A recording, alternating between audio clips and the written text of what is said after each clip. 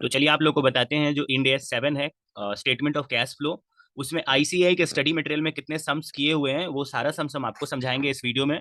सारे इलस्ट्रेशन को and test your knowledge के अंदर का सारा सम्स हम आपको इस वीडियो में समझाएंगे। आपको जो है ना इंस्टीट्यूट का जो स्टडी मटेरियल है May 24 एंड ऑनवर्ड्स वाला अप्लीकेबल वाला वो आपको डाउनलोड कर लेना है। एंड उसी में जो है वो सारा जो illustration and test your knowledge के अंदर में समझ दिया हुआ है वो हम आपको समझाएंगे। वैसे उसके पहले वाले अटेम्प्ट में यानी November 23 का अगर स्टडी मटेरियल आपके पास है तो उसमें भी सेम टू सेम ही स्टडी मटेरियल था, बस टेस्ट योर नॉलेज में सबसे लास्ट वाला जो क्वेश्चन है सिर्फ वही न्यू ऐड हुआ है, तो कोई बहुत ज्यादा खास बदलाव नहीं है। आप सेम स्टडी मटेरियल ही समझना November 23 वाले को भी। एंड हम आपको इसमें आईसीएस स्टडी मटेरियल का सारा सम्स जो है वो समझाएंगे। उसके बाद आपको क्या कर लेना है कि उसके बाद आपको रिटर्न प्रैक्टिस कर लेना है एक बार अच्छे से समझ लेने के बाद। इंस्टीट्यूट इस चैप्टर से कितने मार्क्स का पूछता है, मतलब इस इंड एएस पे कितना बार क्वेश्चन पूछा है कितना बार नहीं, वो हम आपको एक बार बता देते हैं। जैसे अगर हम आपको टोटल 12 अटेम्प्ट का यानी टोटल 12 एग्जाम का हम आपको एक हिस्ट्री बताएं, जैसे May 18 से लेकर के November 23 तक टोटल 12 एग्जाम होता है। 12 एग्जाम में सी इंस्टीट्यूट ने टोटल 2 ही बार पूछा है इस इंडिया 7 पे क्वेश्चन, वो January 21 और December 21 में पूछा था। January 21 में 5 मार्क्स का और December 21 में 6 मार्क्स का पूछा था, यानी 5 नंबर तक का वेटेज आप समझ सकते हो अपने एग्जाम के लिए इस चैप्टर का। एंड हम आपको एक दो बात और बता देते हैं कि जो रिमेनिंग इंडियास है, जो बाकी इंडियास हैं या कोई और चैप्टर है जो एफआर में, उसका भी वीडियो हम लोग धीरे धीरे अपलोड करेंगे। आपको अगर किसी किसी इंडियास का चाहिए स्पेसिफिकली तो आप कमेंट में ये मैसेज कर देना। एक और बात कि अगर आपको किसी क्वेश्चन को समझने में दिक्कत हो तो डिस्क्रिप्शन में गिवन व्हाट्सएप नंबर पे आप या तो व्हाट्सएप पे कांटेक्ट करके बोलना कि इस क्वेश्चन में मेरे को डाउट है, और या नहीं तो आप उस पर कॉल करके भी मतलब बोल सकते हो कि आपको किस क्वेश्चन में किस पोर्शन में डाउट है। ठीक है, तो चलो अब शुरू करते हैं। देखो, जो कैश फ्लो स्टेटमेंट है आपको पता ही होगा। जो कैश फ्लो स्टेटमेंट है उसके ऊपर AS 3 आप सीए इंटरमीडिएट में ऑलरेडी पढ़ चुके हो, उसी पर इंड AS 7 है। एंड कैश फ्लो जो है वो 3 तरह से होता है, आपको पता होगा। Operating cash flow, investing cash मतलब आपका investing activity, operating activity and financial activity. तो यहाँ पर आपको सारे सम्स को करने के लिए यानी इंस्टीट्यूट के स्टडी मटेरियल में जितना इलस्ट्रेशन और टेस्ट और नॉलेज के अंदर का सम्स है उस सभी को करने के लिए जितना चीज का जरूरत है ये हम यहाँ पर आपको बता दे रहे हैं। ठीक है, ये हम यहाँ पर आपको जो है ना हम ये अपने जो है टाइप करके हम यहाँ पे लिखे हैं। हम आपके लिए यहाँ पर थोड़ा सा आप क्या करना, वीडियो को थोड़ा पॉज करके ये इस सिर्फ इतना बात को कॉपी में लिख लेना। ये जो मैंने ऑपरेटिंग एक्टिविटी के बारे में लिखा है यहाँ पर, ये ऑपरेटिंग एक्टिविटी, ये इन्वेस्टिंग एक्टिविटी, ये फाइनेंशियल एक्टिविटी और ये है कैश एंड कैश इक्विवेलेंट, इसको आप अपने कॉपी में नोट कर लेना। उसके बाद आप जो है वो आईसीएस स्टडी मटेरियल का सारा सम्स करोगे, आपको इजीली समझ में आ जाएगा। तो जो ऑपरेटिंग एक्टिविटी होता है उसमें जनरली ये सब आइटम आता है, यानी कोई भी अगर बिजनेसमैन क्या बोलते हैं बिजनेस कर रहा है और उसका जो मेन प्रोडक्ट है उसको सेल करने से जो उसका रेवेन्यू जनरेट हो रहा है, उससे जो वो कमा रहा है वो या उसके पीछे जो उसका खर्चा करना पड़ रहा है वो ऑपरेटिंग एक्टिविटी में जाता है। जैसे cash cell, collection from debtor. आप ध्यान में रखना कि क्रेडिट जो सेल है, क्रेडिट सेल में कैश का इनफ्लो या आउटफ्लो नहीं होता है। तो अगर इनफ्लो या आउटफ्लो कैश का नहीं हो रहा है तो वो कैश फ्लो में नहीं आएगा।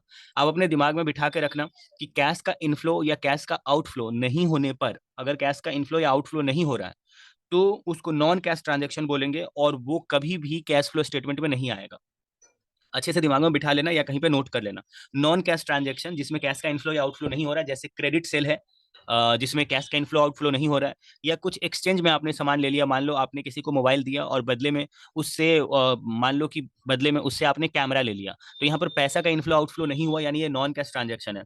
जैसे मान लो कि डेप्रिसिएशन है, डेप्रिसिएशन भी नॉन कैश ट्रांजेक्शन है। डेप्रिसिएशन बोल करके पॉकेट से कुछ पैसा जाता नहीं है, ऑलरेडी पहले का खरीदा हुआ एसेट्स यूज करने की वजह से वैल्यू उसका गिर रहा होता है, तो पॉकेट से पैसा जाता नहीं है जिस वजह से वो सब नॉन कैश ट्रांजेक्शन है। ये सब नहीं आता है कैश फ्लो के किसी भी एक्टिविटी में, तो क्रेडिट से नहीं आता है। फिर आपका पेमेंट ऑफ ऑपरेटिंग एक्सपेंस जैसे सैलरी, वेजेस, जो इलेक्ट्रिसिटी एक्सपेंस है, ये सब डायरेक्ट नेचर का खर्चा है।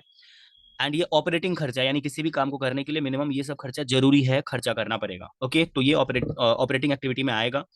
रॉयल्टी इनकम जो है ये भी आएगा ऑपरेटिंग एक्टिविटी में। पेमेंट ऑफ जीएसटी आपको माइनस करना पड़ेगा, यानी ये भी ऑपरेटिंग एक्टिविटी में आता है। यानी टैक्स से रिलेटेड जो बात है वो ऑपरेटिंग एक्टिविटी में आता है। आप कहीं पे शॉर्ट में लिख लेना, इन शॉर्ट में लिख लेना, हम आपको बता रहे हैं। आप लिखना डेटर क्रेडिटर, उससे रिलेटेड कोई भी आइटम होगा वो ऑपरेटिंग एक्टिविटी में ही आएगा। डेटर से रिलेटेड होता है कैश रिसीव फ्रॉम डेटर, या डेटर से रिलेटेड होता है एडवांस रिसिप्ट फ्रॉम डेटर, और क्रेडिटर से रिलेटेड होता है एडवांस पेमेंट टू क्रेडिटर, ये होता है। तो या आपने क्रेडिटर को पेमेंट किया, ये सब आपका ऑपरेटिंग एक्टिविटी में आएगा। उसके बाद आपको सेल परचेज, इस दोनों से रिलेटेड जो आइटम है वो भी ऑपरेटिंग एक्टिविटी में लिखना है।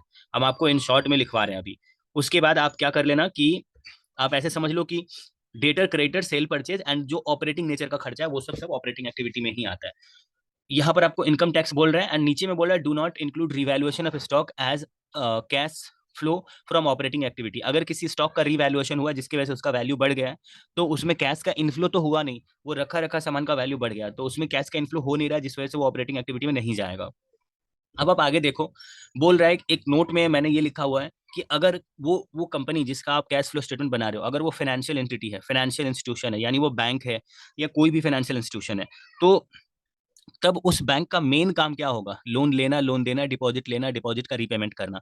तो लोन लेगा वो या वो लोन लोगों को देगा, उससे वो इंटरेस्ट कमाएगा, ये उसका मेन काम है। तो लोन, इंटरेस्ट, डिपॉजिट रिसिप्ट करना, डिपॉजिट का रीपेमेंट करना, इन्वेस्टमेंट जो है मतलब इन्वेस्टमेंट परचेज करना, सेल करना, लीज रिसीव करना, लीज लीज पेमेंट, यानी बैंक जो है वो लॉकर लीज पे देता है कि आप यहाँ पे अपना गोल्ड या पैसा जो भी रखना है रखिए, ताला मार के जाइए, चाबी आपके पास रहेगा।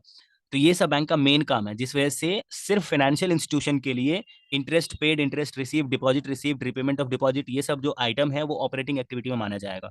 मगर अगर वो कोई कंपनी है और वो फाइनेंशियल इंस्टीट्यूशन नहीं है, तब ये सब आइटम यहाँ नहीं आएगा, ऑपरेटिंग एक्टिविटी में नहीं आएगा, क्योंकि कंपनी का काम लोन देना नहीं होता, कंपनी का काम गुड्स प्रोड्यूस करके सेल करना होता है।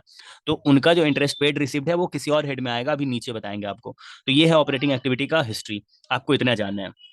हम आपको थोड़ा सा इन्वेस्टिंग एक्टिविटी, फाइनेंशियल एक्टिविटी और कैश एंड कैश इक्विवेलेंट बताने से पहले हम आपको ये बता देते हैं कि जो ऑपरेटिंग एक्टिविटी है, इसका कैश इनफ्लो दो तरीका से निकाला जाता है। अब इसका जो कैश इनफ्लो है वो दो तरीका से कैसे निकाला जाता है, एक बार हम आपको इसी इंस्टीट्यूट के स्टडी मटेरियल के सबसे लास्ट में लेके जाना थोड़ा पसंद करेंगे। आप एक बार थोड़ा लास्ट में जाना, हम आपको पेज नंबर बता दे रहे हैं। देखो आप एक बार आ जाओ, आप एक बार सबसे लास्ट में आ जाओ, जहां पर इन्होंने पेज नंबर 3.155 आपको स्क्रीन पे दिख रहा होगा, पेज नंबर 3.155, इस पेज में आ जाओ। यहाँ पर इन्होंने बताया हुआ है कि ऑपरेटिंग एक्टिविटी जो है वो दो तरह से निकलता है, जबकि फाइनेंशियल एक्टिविटी और इन्वेस्टिंग एक्टिविटी जो बाकी का दो एक्टिविटी है वो नॉर्मली निकलता है, उसमें आपको जस्ट देखना रहता है कैश का इनफ्लो है या आउटफ्लो है। लेकिन ऑपरेटिंग एक्टिविटी में ये बात आ जाता है, जैसे देखो यहाँ पर हम आपको पूरा स्क्रीन पे शो करते हैं, ये है ऑपरेटिंग एक्टिविटी। तो ऑपरेटिंग एक्टिविटी में इन्होंने बोला है कि जो हमारा प्रिंसिपल रेवेन्यू जनरेटिंग आइटम होते हैं, जो जिसके वजह से हम मेनली पैसा कमा रहे हैं, वो आता है। अब इसका रिपोर्टिंग कैसे होता है ऑपरेटिंग एक्टिविटी के नीचे में इन्होंने बोला है कि एक होता है डायरेक्ट मेथड मेथड और एक होता है इनडायरेक्ट मेथड। आप थोड़ा सा विश्वास रखना मेरे ऊपर, हम किसी सम्स के साथ अभी आने वाले वीडियो में कुछ ही मिनट में हम आपको जो सम्स करवाएंगे उसमें डायरेक्ट मेथड और इनडायरेक्ट मेथड दोनों करवाएंगे। उसमें हम आपको अच्छे से समझा देंगे कि ये क्या कहना चाह रहा है, कि डायरेक्ट मेथड क्या होता है। डायरेक्ट मेथड में यहाँ पर इनका ये कहना है कि हम लोग ग्रॉस रिसिप्ट चेक करते हैं कि हम लोग टोटल कितना पैसा कमाए, या ग्रॉस पेमेंट देखते हैं कि टोटल कितना खर्चा हुआ। और इनडायरेक्ट मेथड का एक फॉर्मेट होता है, हम किसी सम्स के साथ आपको इनडायरेक्ट मेथड का फॉर्मेट करवाएंगे, वो ज़्यादा बेटर रहेगा आपके लिए। हम आपको अभी इन शॉर्ट में ये बता दें कि ये जो है, इसमें हम लोग सेल से स्टार्ट करते हैं, डायरेक्ट मेथड में हम लोग सेल्स से स्टार्ट करते हैं, और उसमें से जो जो खर्चा माइनस होना रहता है वो माइनस करते हैं, और उसके बाद प्रॉफिट आफ्टर टैक्स निकालते हैं। उस पे बात होता है कि भैया टैक्स माइनस करने के बाद जो बचा है ये मेरा ऑपरेशन से, यानी मेरा ऑपरेटिंग एक्टिविटी से कमाया हुआ पैसा है। लेकिन जो इनडायरेक्ट मेथड होता है, इसमें हम लोग प्रॉफिट बिफोर टैक्स से शुरू करते हैं, और हर वो आइटम जो जो ऑपरेटिंग नेचर का नहीं है और वो माइनस हो चुका है, मतलब क्या बोलते हैं, प्रॉफिट एंड लॉस के डेबिट साइड में आकर के प्रॉफिट को कम कर चुका है, उसको ऐड बैक करते हैं। या हर वो आइटम जो नॉन कैश नेचर का है उसको हम लोग ऐड बैक करके ठीक करते हैं, और अगर वो इनकम है और वो इंक्लूडेड है, इंक्लूडेड हो चुका है मगर वो ऑपरेटिंग नेचर का नहीं है, तो उसको लेस कर देते हैं। उसके बाद हम लोग उसमें वर्किंग कैपिटल का एडजस्टमेंट करते हैं कि अगर अगर एसेट्स बढ़ रहा है तो उसको माइनस करना है, क्योंकि एसेट्स बढ़ रहा है तो हम लोग जरूर परचेज किए होंगे तभी एसेट्स बढ़ रहा है। तो परचेज किए होंगे तो पैसा का आउटफ्लो हुआ होगा, आउटफ्लो हुआ होगा तो माइनस होगा, और इनफ्लो होगा तो प्लस होगा। वैसे ही एसेट्स अगर घट रहा है, इसका मतलब एसेट्स को बेचे होंगे तभी तो एसेट्स घट रहा है, यानी ओपनिंग एंड क्लोजिंग के कंपैरिजन में अगर एसेट्स क्लोजिंग में कम है, यानी बेचे होंगे तो पैसा आया होगा एसेट से, तो कैश का इनफ्लो हुआ होगा, इसलिए उसको ऐड करेंगे। सिमिलरली हम लोग जो लायबिलिटी है, लायबिलिटी अगर बढ़ रहा है, इसका मतलब हम लोग और पैसा सामने वाले से ले लिए, तभी तो उसको और ज्यादा चुकाना पड़ेगा फ्यूचर में। तो ले लिए तो लायबिलिटी के बढ़ने पर ऐड होता है एंड घटने पर माइनस होता है, क्योंकि घटना मतलब लायबिलिटी चुका दिए होंगे तब वो माइनस होगा। तो एसेट्स में जो सोचते हो उसका उल्टा लायबिलिटी में सोचना है। तो ये सब आइटम का एडजस्टमेंट करने के बाद आपको टैक्स माइनस करना रहता है, क्योंकि क्वेश्चन का स्टार्टिंग आपने पीबीटी यानी प्रॉफिट बिफोर टैक्स से किया था। तो फिर टैक्स माइनस करके जो बचेगा उसी को बोलते हैं ये ऑपरेटिंग एक्टिविटी से कमाया हुआ पैसा है।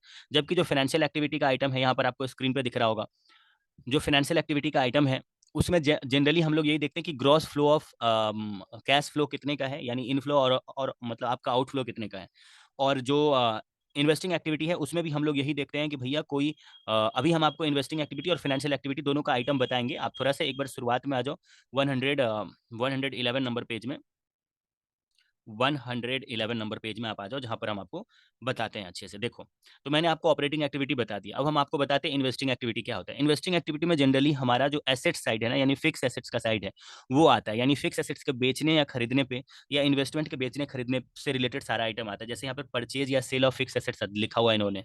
फिर देखो, इंटरेस्ट या डिविडेंड, मान लो आप किसी कंपनी में पैसा इन्वेस्ट करोगे, तो आपको, अगर आप डेप्ट में किए हो तो आपको इंटरेस्ट मिलेगा, और इक्विटी में किए हो तो डिविडेंड मिलेगा। तो वो दोनों इनकम आपके इन्वेस्टमेंट की वजह से हो रहा है, तो वो इन्वेस्टिंग एक्टिविटी में आएगा।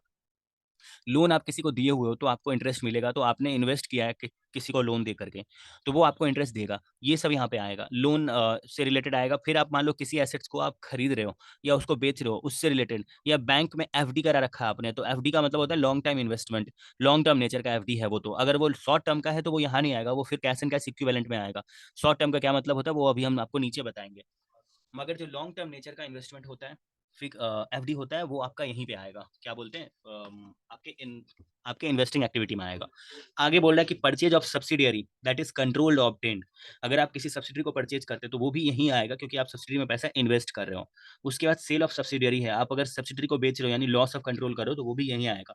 Tax on long term capital gain, अगर लॉन्ग टर्म कैपिटल गेन पे टैक्स पे करना पड़ा है तो वो यहाँ आएगा। और रेंट इनकम, रेंट इनकम देखो, if it is not operating business, अगर किसी का काम ही है रेंट कमाना, क्योंकि वो घर बनाता है, घर को रेंट पे लगाता है और पैसा कमाता है, अगर वो उसका मेन काम है तब तो वो ऑपरेटिंग एक्टिविटी में आएगा। लेकिन अगर वो उसका मेन काम नहीं है, ऑपरेटिंग बिजनेस नहीं है, तब अगर वो रेंट कमा रहा है, काम कुछ और कर रहा है, मान लो उसका काम है गुड्स प्रोड्यूस करके बेचना, लेकिन उसी में उसका कुछ घर है जिसको भाड़ा दे करके पैसा कमाता है, तो वो उसका इन्वेस्टिंग एक्टिविटी में आएगा, क्योंकि घर बनाने में उसने पैसा इन्वेस्ट किया, अभी वो कमा रहा है। अब फाइनेंशियल एक्टिविटी में आते हैं। फाइनेंशियल एक्टिविटी में हम लोग कैपिटल स्ट्रक्चर, यानी बैलेंस शीट का जो लायबिलिटी साइड है ना, इक्विटी, इक्विटी प्रेफरेंस, डिवेंचर, उस सबसे रिलेटेड आइटम देखते हैं। तो यहाँ पर देखो, इसमें जो है ना कैपिटल स्ट्रक्चर आता है एंड बोरोइंग आता है। तो इसमें आता है कि आपने शेयर, मान लो आपको पैसे का जरूरत है, तो आप कहाँ कहाँ से पैसे का मतलब जुगाड़ करोगे, इक्विटी शेयर को इशू करके जुगाड़ करोगे, और पैसा अगर आपके पास ज्यादा हो गया तो आप इक्विटी शेयर को बाई बैक करके पैसा रिटर्न करोगे। तो ये दोनों ही फाइनेंशियल एक्टिविटी में आता है। अब इक्विटी शेयर से पैसा जुगाड़ किया तो डिविडेंड आपको देना पड़ेगा, वो फाइनेंशियल एक्टिविटी में आता है। और डिविडेंड पर आपको डिविडेंड डिस्ट्रीब्यूशन टैक्स देना पड़ेगा, ये भी इसी में आता है। उसके बाद लोन रेज, अगर आप इक्विटी से पैसा नहीं उठा के लोन से पैसा रिसीव करते हो, अगर लोन दोगे तो वो यहाँ आएगा, इन्वेस्टिंग एक्टिविटी में आएगा, इन्वेस्टिंग एक्टिविटी में आएगा। लेकिन अगर आप लोन खुद ले रहे हो तो वो आपका फाइनेंशियल एक्टिविटी में आएगा। और अगर आप लोन खुद लोगे तो आपको इंटरेस्ट ऑन लोन पे करना पड़ेगा, तब वो भी आपका फाइनेंशियल एक्टिविटी में आएगा। अब हम आपको बताते हैं कैश एंड कैश इक्विवेलेंट क्या होता है, क्योंकि अब इसके बाद हम आपको सिर्फ सारा सम्स करवाएंगे, तो आपका अटेंशन मेरे लिए बहुत ज़्यादा जरूरी है। तो आप देखो कि कैश एंड कैश इक्विवेलेंट का मतलब क्या होता है। कैश एंड कैश इक्विवेलेंट का मतलब होता है या तो कैश जो जो आपके पास मुद्रा के फॉर्म में है, या तो बैंक का बैलेंस, ये दोनों। और हर वो चीज जो कैश में तुरंत कन्वर्ट हो सकता है, बहुत जल्दी ही कन्वर्ट हो सकता है। तो यहाँ पर बोल रहा है बैंक का बैलेंस, या बैंक में जो ओवरड्राफ्ट है, ओवरड्राफ्ट, अगर वो integral part of cash management है तब वो कंसीडर होगा। कैश मैनेजमेंट का अगर वो इंटीग्रल पार्ट है तो। उसके बाद डिमांड डिपॉजिट, क्योंकि ये तुरंत कैश में कन्वर्ट हो सकता है। उसके बाद शॉर्ट टर्म या हाईली लिक्विड इन्वेस्टमेंट, ये सब आता है। उसके बाद बोल रहा है इट इन्वेस्टमेंट, मतलब देखो, मतलब ऐसे समझो कि यहाँ पर बोल रहा है शॉर्ट टर्म या हाईली लिक्विड इन्वेस्टमेंट। और इन्वेस्टमेंट का जनरली यहाँ पर मतलब है बॉन्ड में इन्वेस्ट करना, डेप्ट में डेप्ट में आपका इन्वेस्ट करना। लेकिन देखो, आप इन्वेस्टमेंट अगर ऐसी चीजों में करोगे जिसको तुरंत कैश में कन्वर्ट किया जा सकता है, जैसे बॉन्ड में इन्वेस्ट करोगे तो चलेगा, डेप्ट में इन्वेस्ट करोगे तो चलेगा, क्योंकि इस समय आप प्रेशर डाल सकते हो सामने वाले के पास कि मेरा पैसा रिटर्न कर। या प्रेफरेंस शेयर में इन्वेस्ट करोगे तो भी चलेगा, क्योंकि इस समय आप जिससे खरीदो उसके ऊपर प्रेशर डाल सकते हो, मेरा पैसा रिटर्न कर। लेकिन इसमें इक्विटी नहीं आता है, क्योंकि इक्विटी में आप सामने वाले पर प्रेशर नहीं डाल सकते, कंपनी का जब मन करेगा तब वो बाई बैक करेगा। तो इसमें टाइम पीरियड फिक्स नहीं रहता कि कंपनी कब बाई बैक करेगा। जबकि प्रेफरेंस शेयर में स्टार्टिंग में रिडम्पशन जो है वो मेंशन रहता है, क्योंकि यहाँ पर मैंने आपको बोला है कि इन्वेस्टमेंट इन रिडीमेबल प्रेफरेंस शेयर जो रिडीमेबल प्रेफरेंस शेयर होते हैं उसमें अगर आप पैसा लगाते हो सिर्फ वही यहाँ आता है, इरेडीमेबल नहीं आता है, क्योंकि रिडीमेबल का टाइम पीरियड पहले ही खरीदने के टाइम में मेंशन हो जाता है कि इतने दिन में इसका पैसा मिल जाएगा। ठीक है। और ये सब जो है ना वो शॉर्ट टर्म नेचर का होना चाहिए, मतलब रिडीम प्रेफरेंस शेयर में आपने पैसा लगाया और वो शॉर्ट टर्म नेचर का होना चाहिए।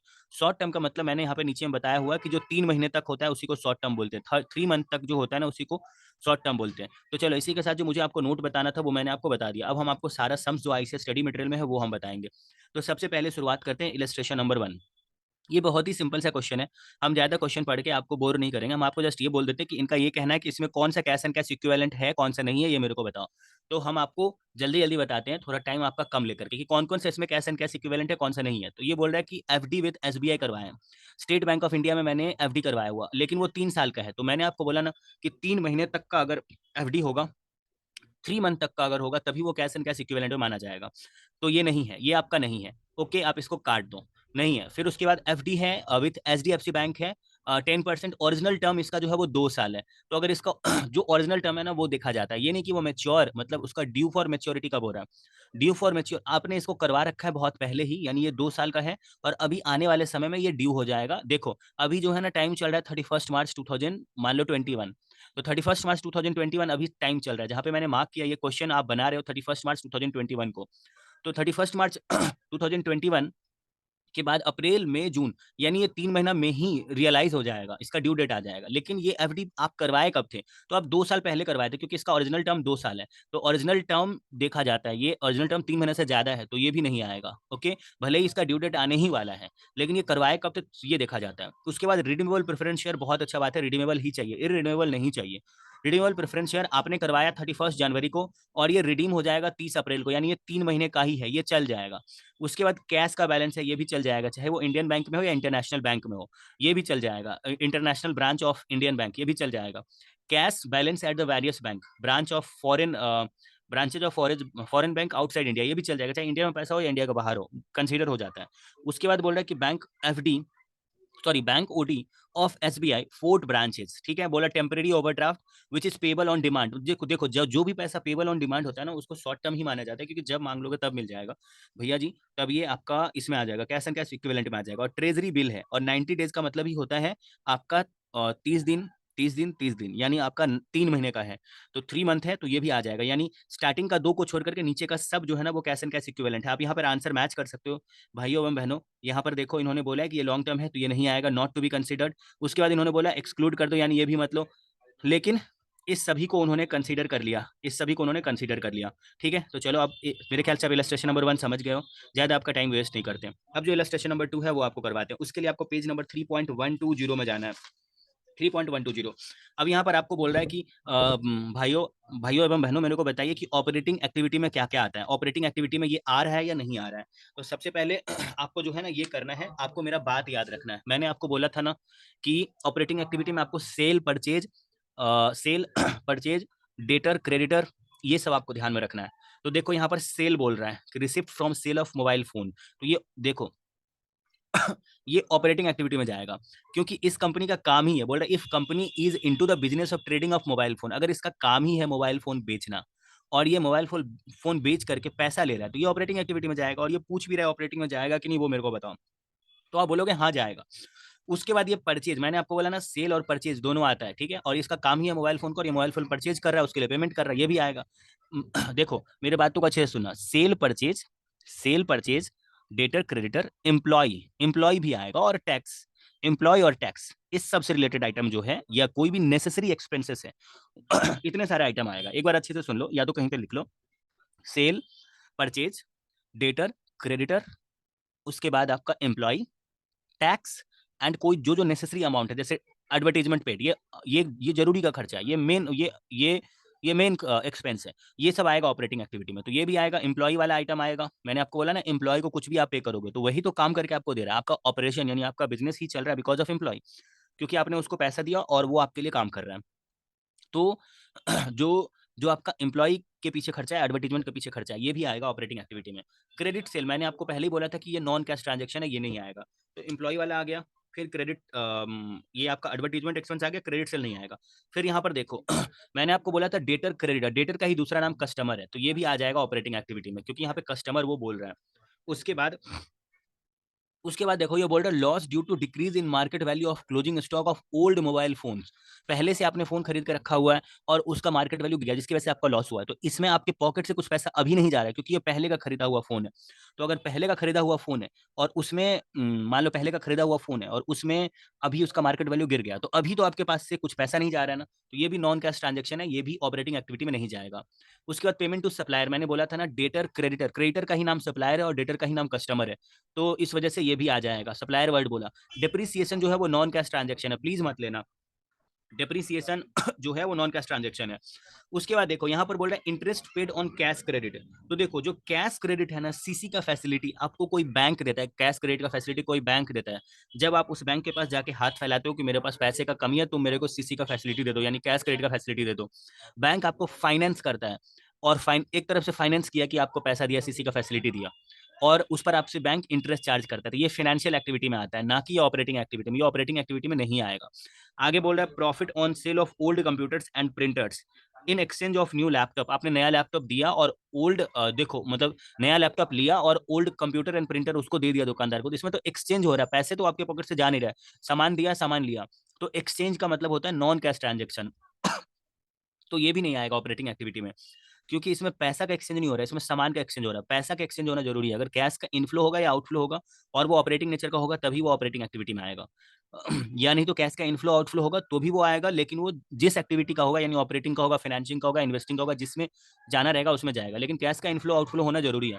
एडवांस रिसिप्ट फ्रॉम कस्टमर, मैंने बोला ना डेटर का ही दूसरा नाम कस्टमर है, तो ये भी इसी में आ जाएगा। एंड टैक्स से रिलेटेड बात मैंने आपको बोला था कि वो भी ऑपरेटिंग एक्टिविटी में जाता है। तो मैंने आपको सभी इंपॉर्टेंट टर्म बता दिया कि टैक्स, ये जो नेसेसरी एक्सपेंस है जैसे सैलरी, वेजेस, एडवर्टीजमेंट, ये सब मेन खर्चा है। डेटर क्रेडिटर, डेटर क्रेडिटर का ही नाम है कस्टमर सप्लायर। एंड उसके बाद मैंने आपको बोला उसी से रिलेटेड एडवांस या परचेज सेल, ये सब सब आता है यहाँ पे। तो आप आंसर जब पढ़ोगे ना तो आपका यहाँ पे सेम टू सेम मैच कर जाएगा। हम आपका फिर से आंसर में डिस्कस करके टाइम वेस्ट नहीं करना चाहते। आप यहाँ पे देख लोगे कि वो जो इंक्लूड लिखा है यानी वो आएगा ऑपरेटिंग एक्टिविटी में, और जिसमें वो डू नॉट इंक्लूड लिखा है यानी वो नॉन कैश है या तो एक्सचेंज हो रहा है, इसलिए वो नहीं आएगा। अब आपका 2 नंबर भी खत्म हो गया। इलस्ट्रेशन, अब हम आपको 3 नंबर इलस्ट्रेशन बताते हैं। जो 3 नंबर इलस्ट्रेशन है उसके लिए आपको आना है 122 नंबर पेज में। इसमें आपको ये कह रहा है भाइयों एवं बहनों कि आप मेरे को बताओ कि कौन सा यहाँ पर ऑपरेटिंग एक्टिविटी है और कौन सा इन्वेस्टिंग एक्टिविटी है। तो मेरे को ये बताओ, आपको ये कह रहा है यहाँ पे। तो जबकि ये जो कंपनी है ना ये एक बैंक है। मेरे बात को अच्छे से सुनना, ये एक बैंक है, ये बैंक है यानी ये फाइनेंशियल इंस्टीट्यूशन है। आपको क्वेश्चन में अलग से नहीं बोलेगा कि ये फाइनेंशियल इंस्टीट्यूशन है, आपको वर्ड से पकड़ना पड़ेगा कि क्या इसका काम पैसा देना और लेना, यही है मेन काम।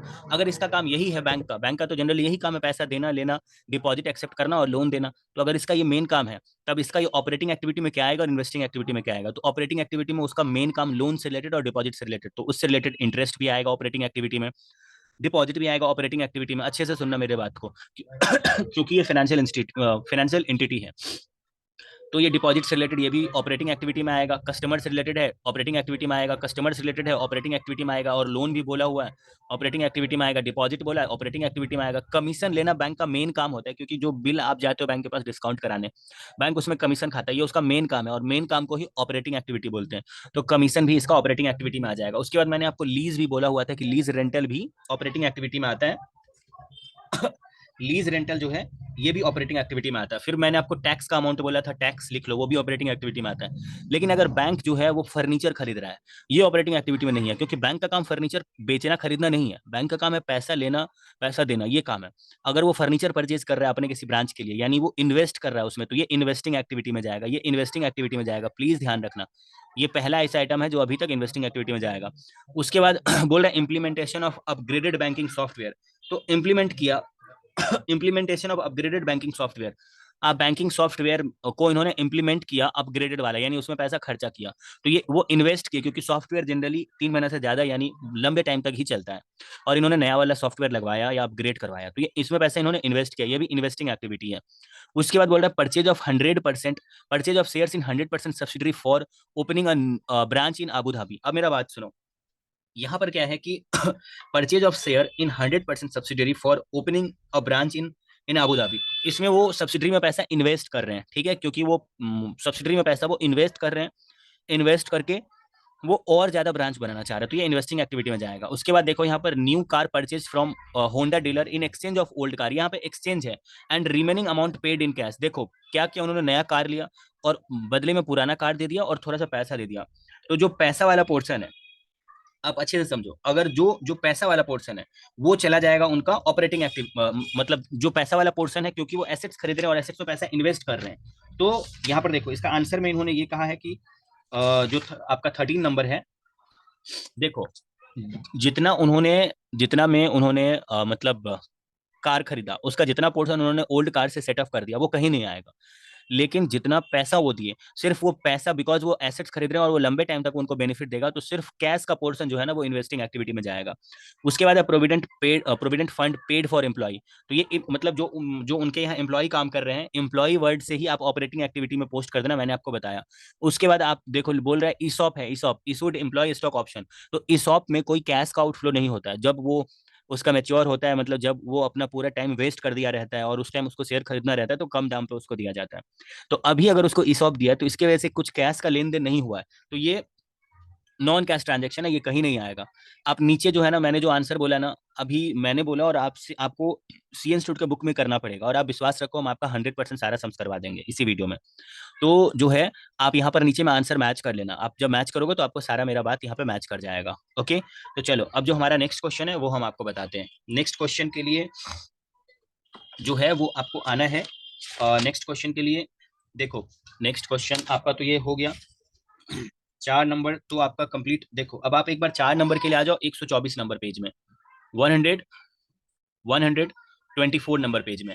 अब 124 नंबर पेज में आपको क्या बोल रहा है? 124 नंबर पेज में आपको बोल रहा है कि following transaction are taken from a parent company. Parent company यानी एक मल्टीपल बिजनेसमैन है, ये कोई इन्वेस्टमेंट कंपनी नहीं है, ये क्या, ये कोई फाइनेंशियल इंस्टीट्यूशन नहीं है, ये कोई फाइनेंशियल इंस्टीट्यूशन या बैंक वैंक नहीं है, ये एक कंपनी है। कंपनी है तो आप नॉर्मली सोचो, आपको बोल रहा है क्या ऑपरेटिंग में जाएगा, क्या इन्वेस्टिंग में जाएगा और क्या फाइनेंसिंग में जाएगा, वो तुम मेरे को बताओ। तो यहाँ पर देखो, इशू ऑफ प्रेफरेंस शेयर है। प्रेफरेंस शेयर आप इशू कर रहे हो, बदले में आपको पैसा चाहिए। फाइनेंस, आप किसी से फाइनेंस करवा रहे हो, प्रेफरेंस शेयर दे करके उससे पैसा ले रहे हो, ये फाइनेंसिंग एक्टिविटी में जाएगा। उसके बाद purchase the share of 100% subsidy, आप उसमें पैसा इन्वेस्ट करो, ये इन्वेस्टिंग एक्टिविटी में जाएगा। उसके बाद डिविडेंड रिसीव्ड, आपको डिविडेंड मिल रहा है, जरूर आपने पैसा इन्वेस्ट किया होगा तभी आपको डिविडेंड मिल रहा है। तो डिविडेंड अगर आपको मिलेगा तो इन्वेस्टिंग एक्टिविटी, और डिविडेंड आप दोगे तो वो फाइनेंसिंग एक्टिविटी। यहाँ पर dividend receive from other companies, ये भी आपका इन्वेस्टिंग एक्टिविटी में ही जाएगा, क्योंकि आपने पैसा इन्वेस्ट किया होगा तभी आपको पैसा मिल रहा है, तभी आपको डिविडेंड मिल रहा है। अब आप थोड़ा सा नीचे आ जाओ, यहाँ पर जो है वो बोनस शेयर इशूड। देखो बोनस आपने इशू किया, बोनस शेयर इशू में कैश का कोई लेन देन नहीं होता है, आप फ्री में शेयर दे देते हो, तो इसमें नॉन कैश ट्रांजेक्शन है, ये कहीं नहीं आएगा, आप ध्यान में रखना। नॉन कैश ट्रांजेक्शन देखते ही, एक्सचेंज देखते ही, डिप्रिसिएशन देखते ही आप तुरंत काट के हटा देना कि ये कहीं नहीं आएगा। Purchase licence for manufacturing of special drug, देखो आपने लाइसेंस में पैसा लगाया, यानी ये आपने इन्वेस्ट किया उसमें पैसा, क्योंकि licence generally long term assets होता है, तो ये आपका इन्वेस्टिंग एक्टिविटी में जाएगा। उसके बाद रॉयल्टी वर्ड देखते ही आपको ध्यान में रख लेना कि ये बहुत इंपॉर्टेंट जो है वो है, मतलब क्या नाम है, रॉयल्टी वर्ड देखते ही आपको ऑपरेटिंग एक्टिविटी में डाल देना है। ऑपरेटिंग नेचर का होता है कि जो मतलब मान लो कि जो काम आप कर रहे हो उसी के बदले आपको रॉयल्टी मिला, यानी वो आपका मेन बिजनेस से रिलेटेड है, यानी वो ऑपरेटिंग एक्टिविटी में जाएगा। उसके बाद बोल रहा है rent receive from let out building. तो rent receive from let out building, ये आप देखो, आपने पैसा इन्वेस्ट करके बिल्डिंग बनवाया, बनवाने के बाद आप उससे रेंट रिसीव कर रहे हो। यहाँ पर बोल रहा है लेटिंग out is not main business, उसका मेन बिजनेस नहीं है। तो इसका अगर मेन बिजनेस रहता है तो ऑपरेटिंग एक्टिविटी में जाता है, और मेन बिजनेस नहीं है तब ये इन्वेस्टिंग एक्टिविटी में जाएगा, क्योंकि वो उस पैसे का बिल्डिंग बनाया और उससे वो रेंट कमा रहा है। आगे देखो, interest receive from loan and advances. Loan and advance से आपको इंटरेस्ट मिल रहा है, यानी आपने लोन एंड एडवांस लोगों को दिया होगा, आपने पैसा इन्वेस्ट किया होगा, तो ये जो 9 नंबर है ये भी आपका इन्वेस्टिंग एक्टिविटी हो जाएगा। डिविडेंड आपने पे किया, यानी आप पैसा फाइनेंस करवाए होंगे तभी आप डिविडेंड पे करो, यानी ये फाइनेंशियल एक्टिविटी है। उसके बाद इंटरेस्ट पे किया आपने ऑन ऑन सिक्योरिटी डिपॉजिट, ये भी फाइनेंशियल एक्टिविटी है, बिकॉज आपने किसी से लोन लिया होगा तभी आप इंटरेस्ट दे रहे हो। उसके बाद परचेज ऑफ गुडविल, आप एसेट्स में पैसा लगा रहे हो, यानी ये इन्वेस्टिंग एक्टिविटी है।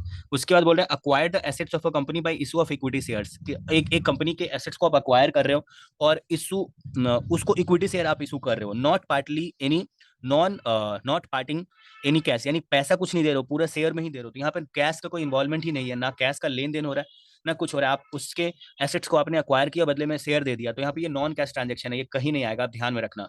उसके बाद इंटरिम डिविडेंड पेड, तो ये आपने पैसा फाइनेंस करवाया होगा, उससे उसको शेयर बेचा होगा, तभी तो आप उसको इंटरिम डिविडेंड दे रहे हो, तो ये जो है ना interim dividend paid financial activity में आएगा। और उसके बाद जो है बोल रहा है dissolve the 100% subsidy and receive the amount of financial final settlement.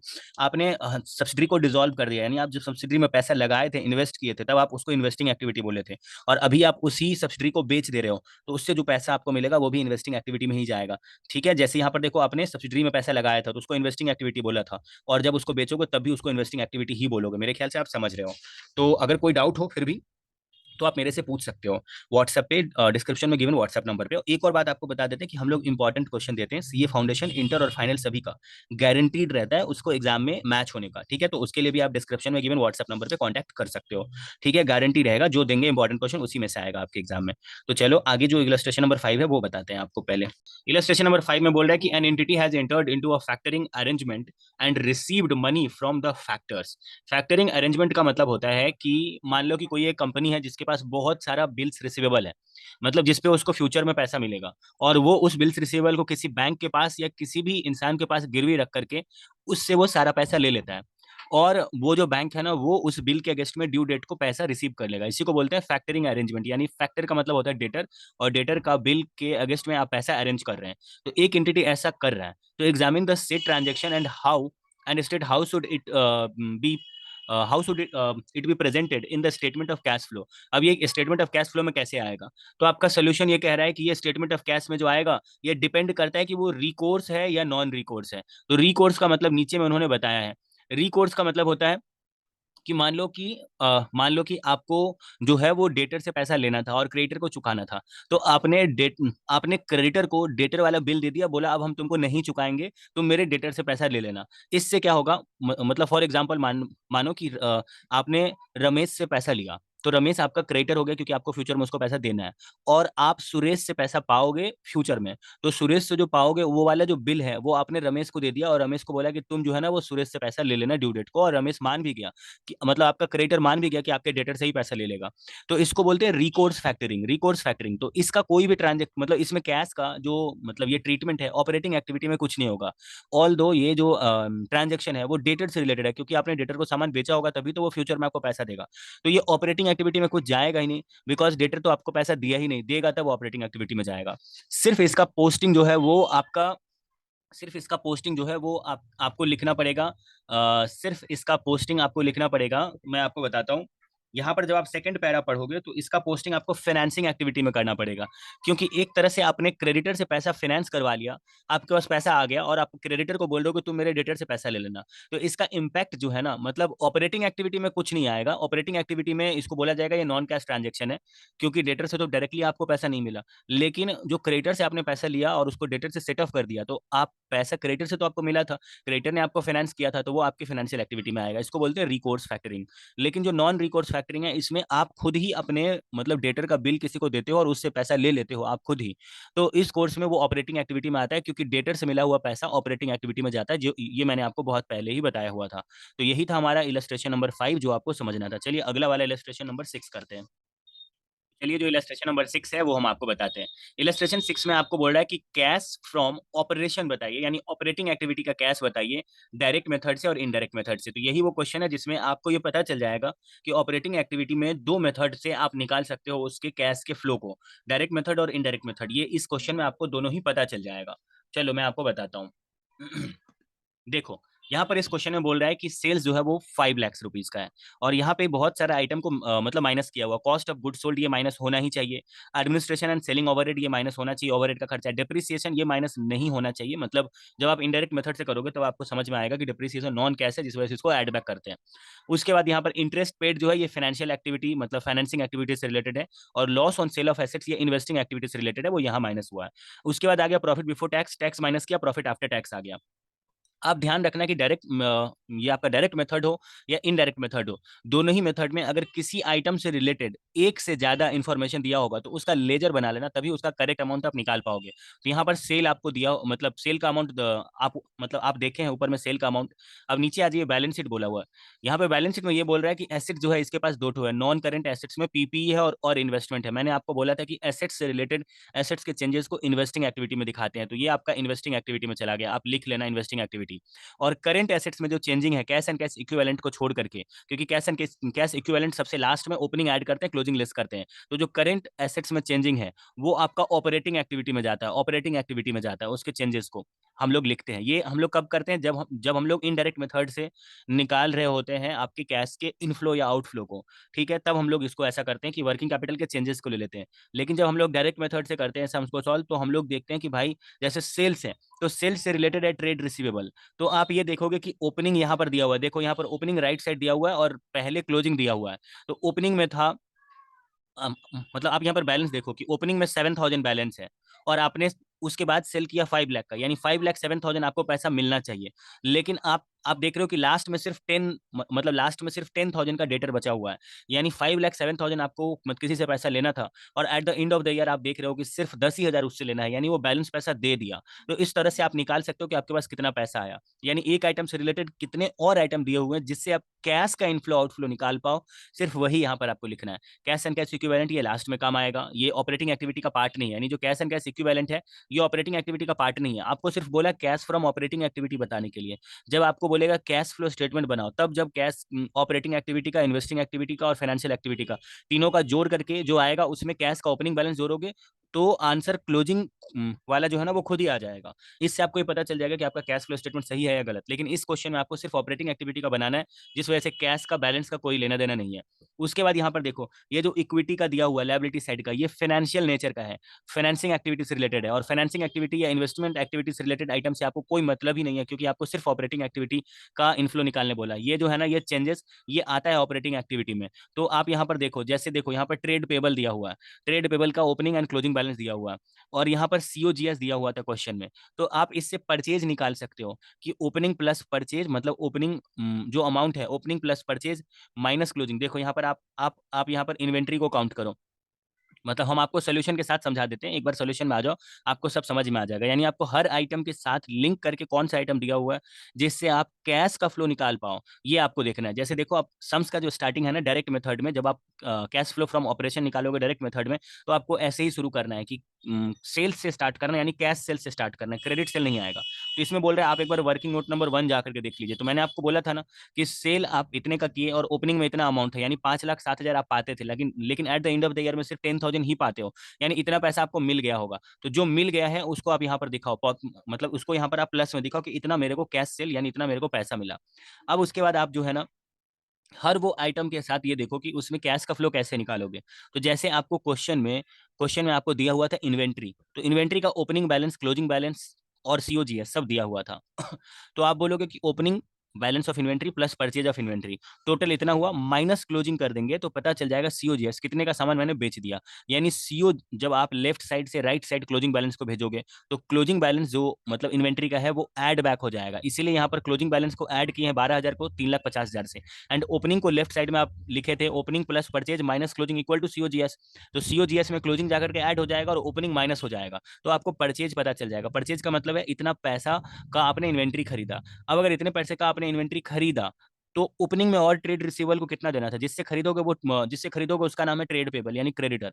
तो उससे आपने फ्रेश में जो इन्वेंट्री खरीदा वो 3,49,000 का खरीदा, और ओपनिंग जो उसका बैलेंस था उस क्रेडिटर का वो 8,000 था। तो आप उसको टोटल पैसा कितना दोगे, 3,49,000 और 8,000, यानी आप उसको पैसा दोगे 3,57,000। लेकिन at the end of the year आप देख रहे हो कि सिर्फ 12,000 ही उसको आपको देना है, यानी डिफरेंस पैसा आपने उसको दे दिया होगा। तो जो पेमेंट टू क्रेडिटर यहाँ पे आप निकाले हो, पेमेंट टू क्रेडिटर, इसको आपको यहाँ पर पुट करना पड़ेगा। यहाँ पर देखो, सबसे पहले आप बोलोगे कि भैया देखो, हम यहाँ पर ये दिखाएंगे कि जो हमारा पेमेंट टू क्रेडिटर है, आपको एक बार थोड़ा सा नीचे लेकर के चलते हैं। जो हमारा डायरेक्ट मेथड है उसमें हम आपको एक बार थोड़ा सा नीचे लेकर चलते हैं। यहाँ पर पेमेंट टू क्रेडिटर आपने कितना निकाला, 3,45,000। तो जो 3,45,000 आपने पेमेंट टू क्रेडिटर निकाला ना, इसको आप ऊपर जाकर के लिख दो, यहाँ पर आप सोल्यूशन में लिख दो इसको, यहाँ पर 3,45,000।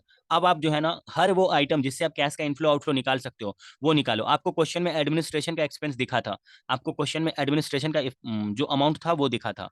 तो अगर आपको एडमिनिस्ट्रेशन का अमाउंट दिखा था, रुको एक मिनट, यहाँ पे क्रेडिटर का तो अमाउंट आ गया। अब देखो एडमिनिस्ट्रेशन का खर्चा यानी ओवरहेड का खर्चा, तो ओवरहेड का खर्चा 55,000 इस साल की, और ओपनिंग में 7,000 जो ड्यू था, यानी 55 और प्लस 7 62,000 देना था। लेकिन at the end of the year में आपको सिर्फ 10,000 ही देना, यानी 52,000 आपने ड्यूरिंग द ईयर पे कर दिया। तो 52,000 जो पे कर दिया वो आपको कैश का आउटफ्लो यहाँ पे दिख रहा है, इसलिए वो माइनस होगा कैश का इनफ्लो से। ये सब लेस में लिखा हुआ है, यानी ये दोनों खर्चा माइनस हो गया। उसके बाद इंटरेस्ट आप यहाँ पे नहीं दिखा सकते क्योंकि ये फाइनेंशियल नेचर का है। और depreciation and loss on sale of assets, ये सब, ये डिप्रिसिएशन नॉन कैश आइटम है, और loss on sale of assets ये इन्वेस्टिंग एक्टिविटी का आइटम है, वो यहाँ नहीं आएगा। इसका मतलब है कि टोटल 1 लाख रुपए आपका कैश प्रॉफिट है, जिससे अब आप टैक्स माइनस कर सकते हो क्योंकि टैक्स उससे रिलेटेड है। कहने का मतलब है पूरे क्वेश्चन में से आपको छान के निकालना है कि कौन कौन सा आइटम ऐसा है जो ऑपरेटिंग नेचर का है, और उसके वजह से कैश का इनफ्लो या आउटफ्लो आप निकाल सकते हो। आप थोड़ा सा दिमाग लगाओगे आप आराम से निकाल सकते हो, ठीक है। तो इससे क्या है कि आपका जो 70,000 आंसर आया है, यही है cash flow from operating activity. तो ये तो आपने डायरेक्ट मेथड से किया। अभी जब आप इनडायरेक्ट मेथड से करोगे तो भी आंसर सेम ही आएगा। तो चलो हम आपको इनडायरेक्ट मेथड से करना बताते हैं।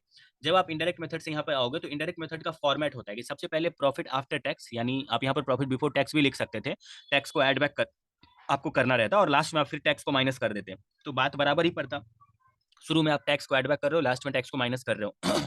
तो जनरली ऐसा तब करते हैं जब जो टैक्स आपने चार्ज कर रखा है वो अमाउंट अलग होता है और एक्चुअली जो पीएल में प्रोवाइड हुआ वो अलग रहता है। तो जो एक्चुअली पीएल में प्रोवाइड होता है वो यहाँ एड बैक हो जाता है और जो सरकार को आपने पेड किया वो यहाँ पे माइनस हो जाता है। मगर यहाँ पर दोनों अमाउंट सेम ही है, जिस वजह से प्रॉफिट आफ्टर टैक्स से ही सीधा सम शुरू हुआ है और उसमें से हर वो आइटम जो प्रॉफिट में से माइनस हो चुका है और नहीं माइनस होना चाहिए तो उसको एड बैक करो। यानी डेप्रिसिएशन नॉन कैश आइटम है, ये आपका माइनस हो चुका है, इसको एड बैक करो। Loss on sale of assets, इसको आपने गलती से माइनस कर दिया जबकि ये इन्वेस्टिंग एक्टिविटी का आइटम है, इसको ऐड बैक करो। इंटरेस्ट पेड आप पीएल के डेबिट में दिखा करके माइनस कर चुके हो जबकि ये फाइनेंसिंग एक्टिविटी का आइटम है, तो ये ऑपरेटिंग में नहीं आएगा, इसलिए इसको ऐड बैक करके प्रॉफिट को ठीक करो।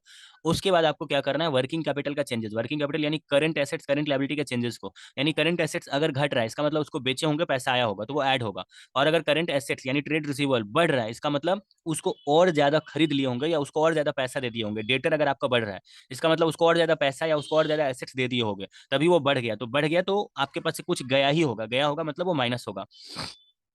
उसके बाद आप यहाँ पर ट्रेड जो पेबल है वो इंक्रीज किया तो आपके पास और पैसा आ गया होगा, तभी तो आपका डेटर जो है वो डेटर का अमाउंट बढ़ गया है क्योंकि आपको उसको और ज्यादा चुकाना है, तो ये ऐड होगा। ठीक है, करंट एसेट्स का ठीक उल्टा होता है करंट लायबिलिटी। और यहाँ पर पेबल फॉर एक्सपेंसेस जो है वो बढ़ रहा है यानी लायबिलिटी बढ़ रहा है, तो आपके पास पैसा आया होगा तभी तो लायबिलिटी आपका और बढ़ गया, तो ये आपका जो है वो ऐड हो जाएगा। और सब कुछ को ऐड करके आपका आंसर ध्यान रखना है कि डायरेक्ट और इनडायरेक्ट मेथड दोनों में ही आंसर सेम आएगा, 70,000 ही आएगा।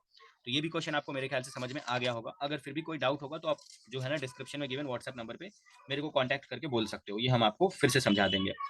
देखो, अब जो हमारा नेक्स्ट क्वेश्चन है उसके लिए आपको 34 नंबर पेज में जाना है। 34 नंबर पेज में अब यहाँ पर क्या बोल रहा है, 34 नंबर पेज में आपको क्या बोल रहा है, बोल रहा है कि इन a firm invest in a 5-year bond of another company with a face value of 10 lakh by paying rupees 5 lakh। Okay, देखो उसका फेस वैल्यू 10 लाख है और उसने अभी 5 लाख रुपया पे करके मतलब 5 लाख रुपया उस फॉर्म में मतलब आपका इन्वेस्ट किया है।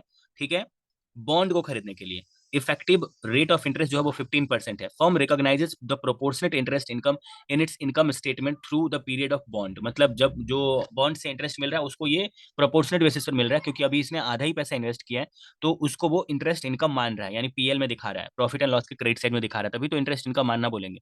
तो बोल रहा है based on the above information answer the following question. इस अबव इन्फॉर्मेशन के ऊपर में आप फॉलोइंग क्वेश्चन का आंसर करिए। How the interest income will be treated in cash flow statement during the period of bond, अगर जब उसका बॉन्ड का पीरियड चल रहा है यानी जब तक जो है वो सेल नहीं किया यानी आपके पास है, तब तक आप इंटरेस्ट इनकम को कहाँ दिखाएंगे। एंड दूसरा बोल रहा है कि on maturity whether the receipt of 10 lakh should be split between interest income and receipt from the investment activity. बोल रहा है कि जब ये मैच्योर हो जाएगा, जब आपका मतलब आपको उसका पैसा रिटर्न मिलेगा, तब क्या आप उसको interest income and receipt from investment activity में आप बदलेंगे। ठीक है, तो यहाँ पर देखो आप बोलोगे ना कि यस देखो इंटरेस्ट इनकम को उसे इनकम मानना चाहिए, सबसे पहला आंसर।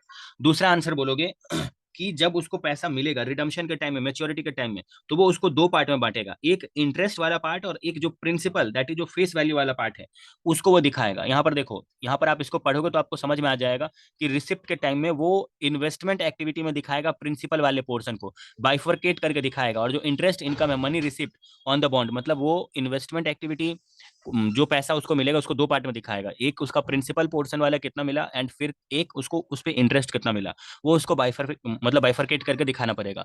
इसमें और कुछ उतना खास बात था नहीं इस क्वेश्चन में। तो जो हमारा नेक्स्ट क्वेश्चन है इलस्ट्रेशन नंबर 8 उस पर चलते हैं। इलस्ट्रेशन नंबर 8 क्या कह रहा है, रुको, अभी जो जस्ट हम लोग किए हैं ये था आपका कितना नंबर इलस्ट्रेशन, अभी जो जस्ट किए ये आपका इलस्ट्रेशन नंबर 7 था। तो हमारा जो इलस्ट्रेशन नंबर 8 है पेज नंबर 3.135, पेज नंबर 3.135 के नीचे में आना, पेज नंबर 3.135। ये भी बहुत ही ज्यादा सिंपल है, सिंपल सा क्वेश्चन है, हम आपको एक बार जो है ना समझाते हैं। देखो यहाँ पर बोल रहा है कि X limited has paid advance tax amounting to 5,30,000 during the current year. Out of the above पे tax 30,000 is paid for tax on a long term capital gain, जिसमें से 30,000 जो है वो लॉन्ग टर्म कैपिटल गेन पर है। Under which activity the above tax would be classified in the cash flow statement, कौन सी activity में आप उसको दिखाएंगे। तो देखो कैपिटल गेन से रिलेटेड है ना, तो वो इन्वेस्टिंग एक्टिविटी में जाएगा। जो 30,000 है ना, जो 30,000 उसने पे किया है वो इन्वेस्टिंग एक्टिविटी में जाएगा, और जो 5 लाख रुपया है वो ऑपरेटिंग एक्टिविटी में जाएगा। जो ऑपरेटिंग एक्टिविटी से रिलेटेड, देखो 5,30,000 रुपया पे किया, जिसमें 30,000 कैपिटल गेन से रिलेटेड पे किया। तो मैंने आपको बताया था कि कैपिटल गेन पे जो टैक्स है वो आपका इन्वेस्टिंग एक्टिविटी में जाएगा, क्योंकि आपने किसी में पैसा लगाया, आपने कैपिटल बनाया और उसको आप बाद में बेचे, तो उससे आपका फायदा हुआ, गेन हुआ, उस पर आपको टैक्स पे करना पड़ा, तो वो इन्वेस्टिंग एक्टिविटी में जाएगा। लेकिन जो उसका प्रिंसिपल पोर्शन है वो आपको ऑपरेटिंग एक्टिविटी में दिखाना है, बिकॉज टैक्स का अमाउंट जो है टैक्स पेमेंट ऑपरेटिंग एक्टिविटी में जाता है, एक्सेप्ट कैपिटल गेन पे टैक्स। ओके, तो ये हमारा इलस्ट्रेशन नंबर 8 था। चलो अब इलस्ट्रेशन नंबर 9 बताते हैं। उसके लिए आपको क्या करना है कि यहाँ पर देखो, आपको स्क्रीन पे दिख रहा है कि X limited acquire fix assets of 10 lakh. यहाँ पर क्या है कि एक्स लिमिटेड ने 10 लाख का फिक्स एसेट्स खरीदा वाई लिमिटेड से, और बदले में वाई लिमिटेड को उसने 8 लाख का दिया। बदले में उसने वाई लिमिटेड का 8 लाख का लायबिलिटी को एक्सेप्ट कर लिया, यानी 10 लाख का ये लिया, एसेट्स लिया सामने वाले से, और 8 लाख का उसका लायबिलिटी ले लिया, यानी 2 लाख रुपया जो बैलेंस बच गया वो उसने कैश में पे किया। आपको बोल रहा है कि ये कहाँ पे दिखाना है, कैसे ट्रीट करना है कैश फ्लो स्टेटमेंट में, वो मेरे को तुम बताओ। तो आपको बोलना है कि देखो भैया, जो तुमने एसेट्स लिया और बदले में उसका लायबिलिटी ले लिया, इसमें कोई कैश का ट्रांजेक्शन नहीं हो रहा है, यानी यहाँ पर कैश का कोई फ्लो नहीं हो रहा है, जिस वजह से यहाँ पर 8 लाख का कुछ नहीं होगा, ठीक है। लेकिन जो 2 लाख रुपया तुम कैश में दे रहे हो ना, वो तुम एसेट्स में इन्वेस्ट कर रहे हो, यानी यहाँ पर कैश का फ्लो है। दैट इज वाई आपको क्या यहाँ पे लिखना पड़ेगा कि हाँ, वो जो 2 लाख रुपया तुम्हारा कैश का फ्लो है वो इन्वेस्टिंग एक्टिविटी में जाएगा, और वो जो 8 लाख है वो कहीं नहीं जाएगा।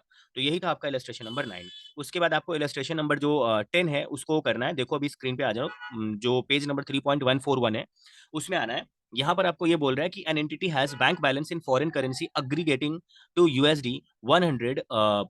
यहाँ पर यूएसडी का मतलब हुआ यूनाइटेड स्टेट का जो डॉलर है ना, ये तो आपको अच्छे से पता ही होगा यूएसडी का मतलब, ठीक है। तो $100 है एक बैंक, मतलब एक एंटिटी के पास फॉरेन के किसी बैंक के ब्रांच में, ओके, जिसका रुपीज वैल्यू जो है वो 4,500 है आज के डेट में, यानी अभी ईयर का ओपनिंग चल रहा है, ठीक है, ईयर के बिगिनिंग में इसका इतना वैल्यू है।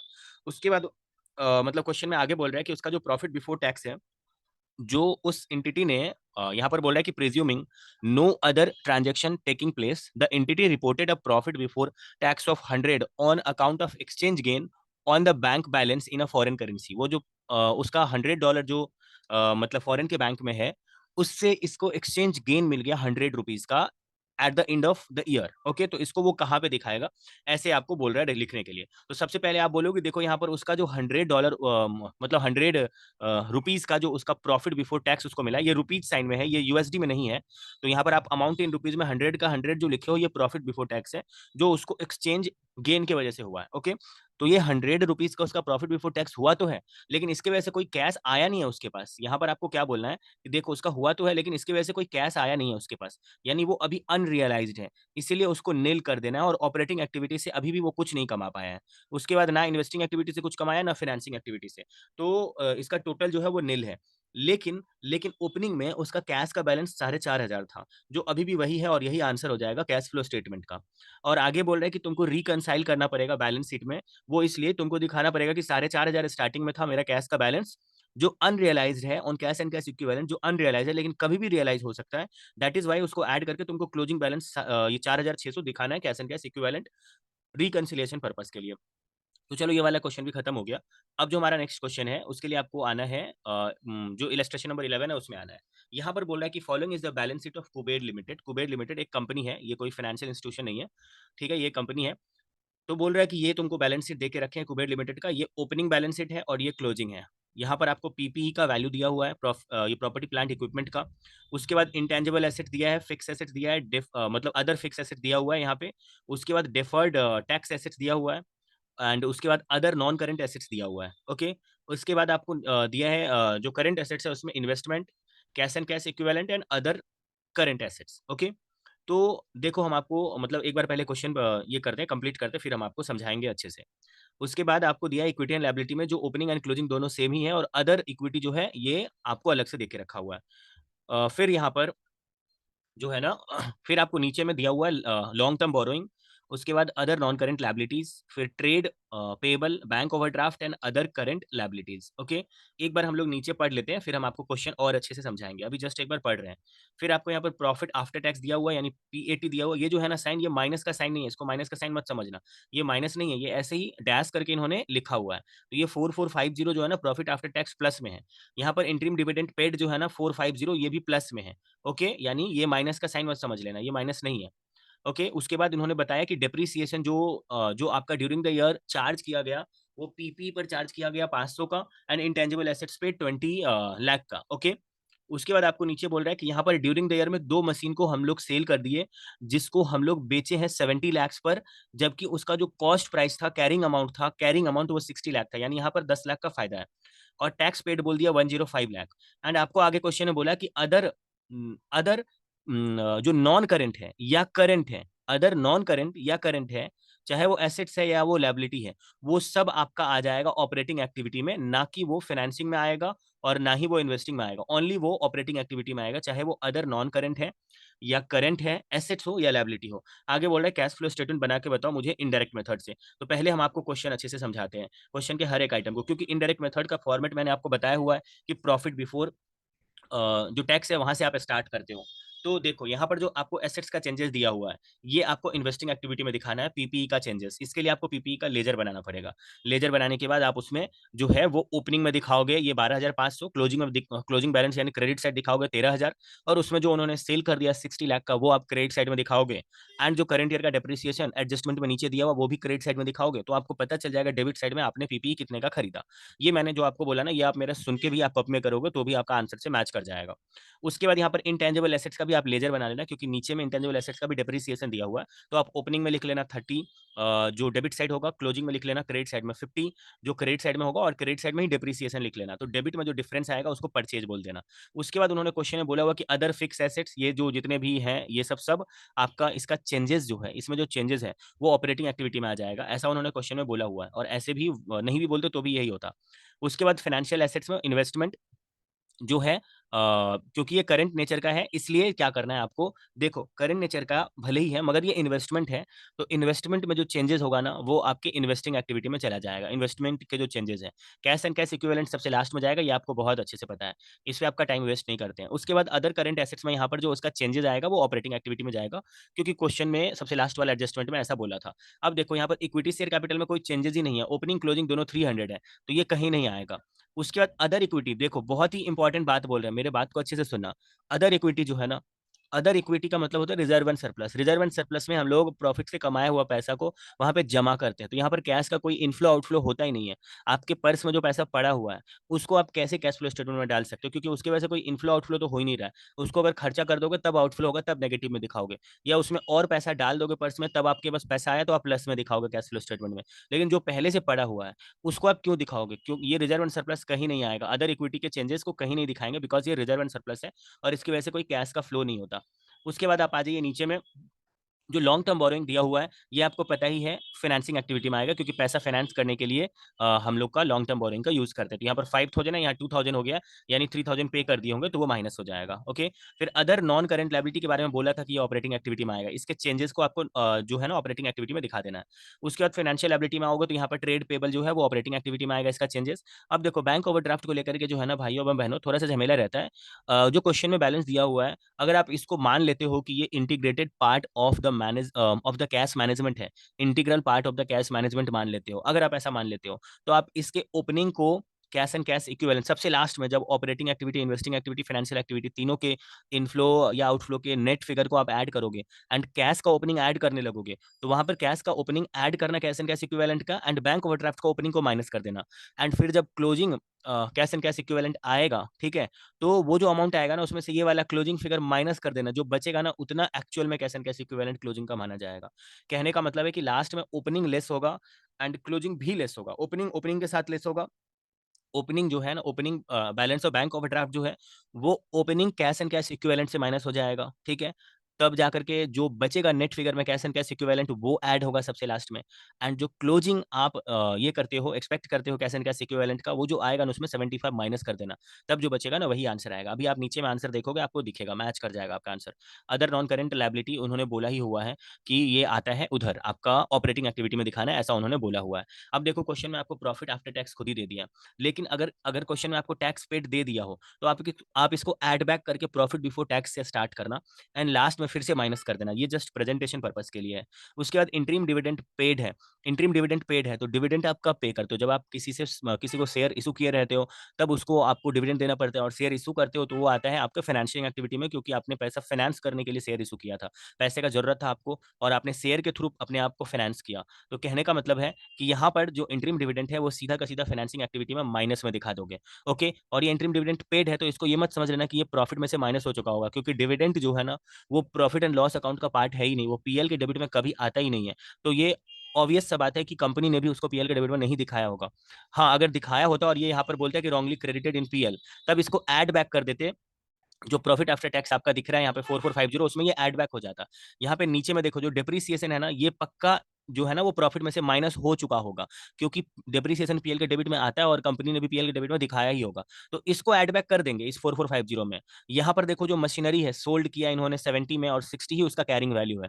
तो जो इसका 10 का जो डिफरेंस है गेन यहाँ पे 10 लाख का जो गेन है, जरूर वो इसमें उन्होंने ऐड कर रखा होगा, क्योंकि वो पीएल का क्रेडिट में आता है गेन, तो उसको लेस कर देंगे। मगर मगर जो इंटरिम डिविडेंड जो कभी पीएल में आता ही नहीं है, उसमें मत ये अज्यूम कर लेना कि उन्होंने पीएल के डिविडेंड दिखाया ही होगा तो उसको भी ऐड बैक कर देते हैं। वो ऐड बैक नहीं होगा। जो होता है एक्चुअली, जो एक्चुअली में होता है वो करना है। डिप्रिसिएशन एक्चुअली डेबिट में होता है, इसलिए उसको ऐड बैक कर दो क्योंकि वो लेस हो चुका है, और इसका गेन जो है वो एडेड होगा, इसलिए आप इसको लेस कर दो क्योंकि वो एडेड है। Okay, and income tax paid मैंने आपको स्टार्टिंग में ही बोला था कि आपको क्या करना है, प्रॉफिट बिफोर टैक्स करने के लिए इसको ऐड बैक करना है, लास्ट में माइनस कर देना है। चलिए अब हम आपको सोल्यूशन जो है ना एकदम बहुत ही सिंपल तरीके से बताते हैं। यहाँ पर आपको क्या करना है कि प्रॉफिट आफ्टर टैक्स में नेट प्रॉफिट ऐड करके पहले प्रॉफिट बिफोर टैक्स में कन्वर्ट करना है, डिप्रिसिएशन को ऐड बैक कर देना है, जो गेन है ना उसको लेस कर देना है क्योंकि वो एडेड है, और उसके बाद यहाँ से लेकर के पूरा यहाँ तक का जो हिस्ट्री है वो करंट एसेट्स अगर बढ़ेगा तो लेस होगा, और करंट एसेट्स अगर घटेगा तो ऐड होगा, और उसका उल्टा होगा करंट लायबिलिटी में, अगर करंट लायबिलिटी बढ़ेगा तो वो ऐड होगा एंड वो घटेगा तो लेस होगा। यही करना है। साथ में अदर करंट एसेट्स अगर बढ़ रहा है तो आप क्या कर दो, लेस कर दो, क्योंकि एसेट्स तभी बढ़ता है जब आप खरीदे होगे, और खरीदे होगे तो पॉकेट से पैसा गया होगा, भले ही एसेट्स आया होगा मगर एसेट्स पैसा तो नहीं है, मतलब पैसे के फॉर्म में तो नहीं आया होगा, वो तो कोई सामान आया होगा, तो पैसा तो आपके पॉकेट से गया, इसीलिए आपको उसको लेस करना है। तो यहाँ पर आप लास्ट में इनकम टैक्स को लेस कर देना तो आपका ऑपरेटिंग एक्टिविटी का बात आ जाएगा, ऑपरेटिंग एक्टिविटी का फ्लो आ जाएगा, यहाँ पर इतना है।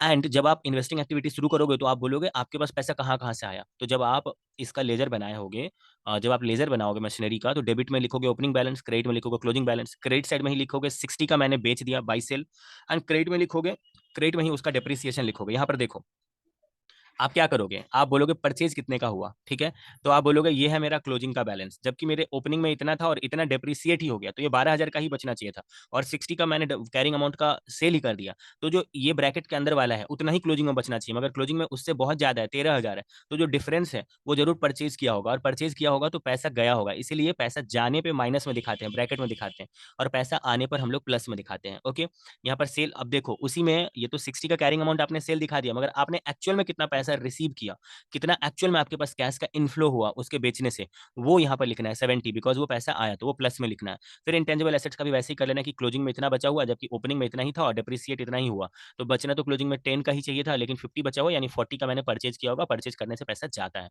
तो यहाँ पर आपको माइनस में दिखाना है। और इन्वेस्टमेंट आपका जो है वो आपका क्लोजिंग एंड ओपनिंग के कंपैरिजन में रिड्यूस हो रहा था, तो रिड्यूस होने पे क्या होता है कि इन्वेस्टमेंट को आपने बेच दिया होगा तो पैसा आया होगा, इसलिए आपने उसको प्लस में दिखाया। तो यहाँ पर नेट में इन्वेस्टिंग एक्टिविटी दिखा दिया, और फाइनेंशियल एक्टिविटी में मैंने आपको बोला था ना इंटरिम डिविडेंड पेड है तो माइनस में आएगा, एंड लॉन्ग टर्म बोरिंग घट गया था, यानी आपने पैसा दे दिया होगा, चुका दिया होगा, तभी लायबिलिटी घट गया, तो ये दोनों में पैसा का आउटफ्लो है, इसीलिए उसको नेगेटिव में दिखाया, इनफ्लो है नहीं। तो यहाँ पे टोटल में आप जो है ना फाइनेंसिंग एक्टिविटी का दिखा दो, सबको जोड़ करके जो अमाउंट यहाँ पर आएगा ना भाइयों एवं बहनों, वो आपको दिखाना है, और उसके बाद opening balance of cash and cash equivalent से ओपनिंग बैंक ओडी को माइनस करके यहाँ पे दिखा दो, उसके साथ ऐड करके एडजस्ट करके जो आएगा ना वो आपका closing balance of cash and cash equivalent में क्लोजिंग बैंक ओडी माइनस करके जो आएगा ना वही यहाँ पर भी आएगा। तो यही है हमारा ये वाला क्वेश्चन, मेरे ख्याल से आप समझ गए होंगे इसका क्या मतलब है। अगर आपको फिर भी कोई डाउट हो तो आप मेरे को व्हाट्सएप में मैसेज करके पूछ सकते हो, डाउट सॉल्विंग हम लोग फ्री में करते हैं, बिना किसी हिचकिचाहट के आप पूछ सकते हो। चलो। जो हमारा नेक्स्ट क्वेश्चन है इलस्ट्रेशन नंबर 12, वो हम आपको बताते हैं। यहाँ पर देखो बोल रहा है the relevant extract of consolidated financial statement of A limited आपको दे के रखा है। एक बार स्पीड में क्वेश्चन पढ़ते हैं और फिर दोबारा क्वेश्चन को हम आपको अच्छे से समझाएंगे। तो यहाँ पर आपको बैलेंस शीट में पीपी इन्वेस्टमेंट दिया हुआ है इन एसोसिएट, और जो ए लिमिटेड है वो अपने एसोसिएट कंपनी में जो है ना ये आपको पैसा 800 रुपीज इन लैक्स दिया हुआ, 800 लैक्स उसने इन्वेस्ट किया। ये ओपनिंग बैलेंस है और ये क्लोजिंग बैलेंस है। ओके, फाइनेंशियल एसेट्स इतने का दिया हुआ है। उसके बाद आपको नीचे में inventory, trade receivable, cash and cash equivalent दिया हुआ है, करंट लायबिलिटी दिया हुआ है, ट्रेड पेबल दिया हुआ है। आपको नीचे में हिसाब में बताया है कि जो तुम्हारा रेवेन्यू है यानी जो पैसा तुमने सेल से कमाया वो इतना है, कॉस्ट ऑफ गुड सोल्ड इतना माइनस हो गया, तो जो माइनस होने के बाद बचेगा वो ग्रॉस प्रॉफिट इतना है। ग्रॉस प्रॉफिट माइनस होने के बाद अदर इनकम उसमें ऐड कर दो, मतलब ग्रॉस प्रॉफिट आने के बाद उसमें अदर इनकम ऐड कर दो, और ये ऑपरेटिंग एक्सपेंस माइनस कर दो, अदर एक्सपेंस माइनस कर दो, इंटरेस्ट माइनस कर दो, और उसमें share of profit of associate, जो एसोसिएट कंपनी से शेयर ऑफ प्रॉफिट मिला ना, उसको भी इसने यहाँ पर ऐड करके दिखाया हुआ कि उसको भी ऐड कर लो। यानी देखो एसोसिएट कंपनी से कितना मिला होगा ये आपको नीचे में बताएगा, मगर यहाँ पर बोला है कि 120 लैक्स एसोसिएट से मिला हुआ को ऐड कर दो। इतना सब कुछ कुछ करने के बाद प्रॉफिट बिफोर टैक्स आया हुआ है, और क्वेश्चन में कहीं टैक्स रेट गिवन मेरे ख्याल से नहीं है, जिस वजह से प्रॉफिट बिफोर टैक्स से ही सम शुरू होगा, एंड वही होगा, मतलब उसमें टैक्स का कोई कॉन्सेप्ट है नहीं। आगे बोल रहा है कि ए लिमिटेड जो है वो 30 लैक्स खर्चा किया रिनोवेशन ऑफ बिल्डिंग पे, और ए लिमिटेड वो सारे रिनोवेशन का खर्चा जो है वो प्रॉफिट एंड लॉस अकाउंट में चार्ज कर चुका है। ये क्वेश्चन का मतलब बोला। आगे बढ़ते हैं, हम आपको जब दोबारा क्वेश्चन अभी समझाएंगे तो हम आपको आंसर के साथ बताएंगे क्या करना है क्या नहीं करना है। उसके बाद बोल रहा है कि ए लिमिटेड ने 1 अप्रैल 2000, मान लो कि 2021 ही है, तो 1 अप्रैल 2021 को ए लिमिटेड ने 100% मतलब शेयर्स खरीद लिया एस लिमिटेड का, और उसके लिए ए लिमिटेड ने 300 लाख रुपीज कैश में पे किया, जो कि ये इन्वेस्टिंग एक्टिविटी में जाएगा 300 लैक्स। अभी आपको नहीं सोचना है, और बदले में एस लिमिटेड से उसको मिला पीपी, उसको मिला इन्वेंट्री, उसको मिला ट्रेड रिसीवेबल, उसको मिला कैश, उसको मिला ट्रेड पेबल। इतना एडजस्ट होने के बाद नेट में उसका इतने का एक्विजिशन है, और जो डिफरेंस होगा वो उसका गुडविल है, ये आप मान लो। तो ये सब सब इन्वेस्टिंग एक्टिविटी में जाएगा। जो उसका डिफरेंस है गुडविल, वो इन्वेस्टिंग एक्टिविटी में जाएगा। आगे बोल रहा है कि ए लिमिटेड जब अपना पीपी का हिसाब बताया, तो उसका जो क्वेश्चन में स्टार्टिंग में मैंने आपको बताया था कि उसका पीपी इतने का है। देखो पीपी जो प्रॉपर्टी प्लांट इक्विपमेंट है वो ओपनिंग बैलेंस 4650 है और क्लोजिंग बैलेंस 4750 है। अब थोड़ा आगे चलते हैं, और यहाँ पर देखो उसने हिसाब में बताया कि जो मेरा ओपनिंग बैलेंस 4650 है और क्लोजिंग बैलेंस जो मेरा 4750 है वो कैसे आया हुआ है। ओपनिंग बैलेंस 4650 में मैंने 800 का, मतलब ए लिमिटेड आपको ये बोल रहा है कि मैंने 800 का खरीदा था नया में, मतलब एडिशन हुआ है। और उस एडिशन 800 में जो है ना एस लिमिटेड से, यानी जो सब्सिडी को खरीदा है ना पी लिमिटेड, मतलब ए लिमिटेड ने जो सब्सिडी को खरीदा है और 140 लैक्स का पीपी उसको मिला है, वो उस 800 में इंक्लूडेड है। ओके, यानी 800 का पीपी बढ़ा। उसके बाद बोल रहा है कि जब हम उसका रिवैल्यूएशन कराए तो 80 लैक्स से फिर से बढ़ गया, यानी ये रिवैल्यूएशन सरप्लस है। उसके बाद बोल रहा है कि ये लोग कॉस्ट का, कहने का मतलब है जो कॉस्ट है यानी जो उसका कैरिंग वैल्यू है, कैरिंग अमाउंट है, कैरिंग अमाउंट का 490 लैक्स का इन्होंने सेल भी किया हुआ है। कैरिंग अमाउंट का 490 लैक्स का इन्होंने सेल किया, वो माइनस हो गया, और डिप्रिसिएट हुआ है 290 लैक्स। एंड कैरिंग अमाउंट यहाँ पर जो क्लोजिंग वैल्यू बचा हुआ वो इतने का बचा हुआ 4750 का। आगे आपको बोल रहा है क्वेश्चन में कि ए लिमिटेड ने कंस्ट्रक्ट किया एक मशीनरी को, जो मशीनरी एक क्वालिफाइंग एसेट्स है, और उस पर जो कंस्ट्रक्शन का कॉस्ट लगा 40 लैक्स का, इसको उन्होंने मतलब उसको उन्होंने अदर एक्सपेंस में जोड़ के रखा हुआ है। तो आपको पता ही है कि जो भी कैपिटल नेचर का एक्सपेंस रहता है, यानी जो मशीन के पीछे इन्होंने जो खर्चा किया है, वो अदर एक्सपेंस में भले ही ये जोड़ के रखे हैं, मगर वो ऑपरेटिंग से रिलेटेड काम नहीं है, क्योंकि इस कंपनी का काम ही ये नहीं होगा कि मशीन बनाओ मशीन बेचो। इस कंपनी का काम गुड्स बना करके, कोई दूसरा गुड्स बना करके बेचना होगा। तो जो अदर एक्सपेंस में इन्होंने 40 लैक्स दिखाया, उसका क्या करना है वो हम अभी जस्ट आपको बताएंगे। अभी आगे बढ़ते हैं, बोल रहे हैं यहाँ पर कि इंटरेस्ट कॉस्ट जो तुम्हारा 110 लैक्स है, जिसमें 10 लैक्स जो है, जो उसमें उसका मतलब उसका 10 लैक्स जो है वो कैपिटलाइज होगा, क्योंकि वो एक स्पेसिफिक मतलब स्पेसिफिक बोरोइंग से रिलेटेड इंटरेस्ट का अमाउंट है। तो देखो यहाँ पर इंटरेस्ट को दो पार्ट में बांट लेना। 110 लैक्स जो है टोटल इंटरेस्ट, उसमें 10 लैक्स इंटरेस्ट जो है वो स्पेसिफिक बोरोइंग पर है, और 100 लैक्स इंटरेस्ट जो है वो आपका जनरल बोरोइंग पर है। तो एक्चुअली में दोनों ही इंटरेस्ट का अमाउंट, जब ऑपरेटिंग एक्टिविटी का अमाउंट आप कैलकुलेट करोगे तो दोनों ही इंटरेस्ट का अमाउंट को ऐड बैक करना पड़ेगा। लेकिन आप दो अलग अलग प्रोसेस में बोलोगे कि 10 लैक्स जो है जो कैपिटलाइज होना चाहिए था स्पेसिफिक बोरिंग का, वो नहीं यहाँ पर ऑपरेटिंग में दिखाएंगे, उस वजह से ऐड बैक कर रहे हैं, और जो बाकी 100 लैक्स है जनरल बोरिंग का वो भी ऐड बैक कर रहे हैं। अभी आपको हम 1 मिनट के अंदर ही फिर से बताएंगे। आगे बोल रहा है कि देखो जो तुमको यहाँ पर, देखो जो आपको यहाँ पर बताया था ना कि ए लिमिटेड ने अपने पीपी को डिस्पोज यानी सेल भी किया हुआ था 490 लैक्स का, तो 490 लैक्स का तो वो कॉस्ट का वैल्यू था, यानी उसका कैरिंग अमाउंट था। लेकिन ए लिमिटेड ने उसको 630 लाख में बेचा था। तो यहाँ पर जो ए लिमिटेड का गेन है 490 और 630 के बीच का डिफरेंस, वो गेन को उन्होंने ऑपरेटिंग एक्सपेंस से एडजस्ट कर दिया था, यानी ऑपरेटिंग एक्सपेंस ज्यादा आ रहा होगा, उसको इन्होंने जो यहाँ पर पीपी को बेच के उनका फायदा हुआ उतना से ऑपरेटिंग एक्सपेंस को उन्होंने कम कर दिया। ऑपरेटिंग एक्सपेंस के उतना कम हो जाने की वजह से जो है वो प्रॉफिट बिफोर टैक्स बढ़ा हुआ होगा। तो इसको ठीक करने के लिए, क्योंकि क्योंकि आप जब ऑपरेटिंग एक्टिविटी को दिखाओगे तो उसमें पीपीई का गेन नहीं आना चाहिए, क्योंकि उसके वजह से मतलब उसका ऑपरेटिंग एक्टिविटी से कोई लेना देना नहीं है, तो आपको उसको ऐड बैक करना पड़ेगा। ओके, आपको उसको ऐड बैक करना पड़ेगा, ये अभी करेंगे थोड़ी देर में, अभी जस्ट करेंगे। अभी चलो आगे बढ़ते हैं। उसके बाद आपको क्या करना है, यहाँ पर वो बोल रहा है कि ए लिमिटेड जो है वो एक अपने एसोसिएट का 30% इंटरेस्ट यानी 30% शेयर खरीद लिया था, और उस एसोसिएट का टोटल प्रॉफिट जो है ना 400 लैक्स था। तो 400 लैक्स का 30% होता है 120 लैक्स। तो आपको ऊपर में क्वेश्चन में बोला भी हुआ था कि ए लिमिटेड अपने प्रॉफिट बिफोर टैक्स में 120 लैक्स जो ऐड करके रखा है वो उसको उसके एसोसिएट से मिला है। तो ये पैसा तो जो प्रॉफिट बिफोर टैक्स मिला ये तो उसको उसको इन्वेस्ट किया था उसने अपने एसोसिएट में, तब जाकर के मिला। तो ये इन्वेस्टिंग एक्टिविटी में आएगा, ना कि ये ऑपरेटिंग एक्टिविटी में आएगा। तो जब प्रॉफिट बिफोर टैक्स में सब कुछ ऐड बैक करने लगोगे तो डेप्रीसिएशन वगैरह ऐड बैक करोगे, जो आपका यहाँ पर जो गेन आया जो एडेड होगा ही उसको ऐड बैक करोगे, तो उसमें ये वाला इसका 30% जो उसमें इंक्लूडेड है वो भी ऐड बैक कर देना। और बोल रहा है कि वो एसोसिएट जो है वो डिविडेंड पे किया यहाँ पर 100 लैक्स का फॉर द ईयर का। तो डिविडेंड उसने पे किया, तो उसके बारे में कुछ इन्होंने यहाँ पर बोला नहीं हुआ है। और डिविडेंड भी ऐड किया है कि नहीं ये ऊपर में क्वेश्चन में बोला नहीं, यहाँ पे तो ऊपर में क्वेश्चन में सिर्फ बोला कि प्रॉफिट ही, जो प्रॉफिट है प्रॉफिट का ही 30% यहाँ पर दिखाया 120 लैक्स, यानी डिविडेंड से जो पैसा उसको मिलेगा वो इन्वेस्टिंग एक्टिविटी में दिखाएगा। ओके, और जो 120 लैक्स यहाँ पर ऐड बैक किया वो मतलब जो 120 लैक्स ऐड किया उसको यहाँ पे लेस करेंगे ऑपरेटिंग एक्टिविटी में। एंड इन्वेस्टिंग एक्टिविटी जब दिखाओगे तब उसमें दिखा देना कि पैसा इतना मिला, उसमें पॉजिटिव में दिखा देना।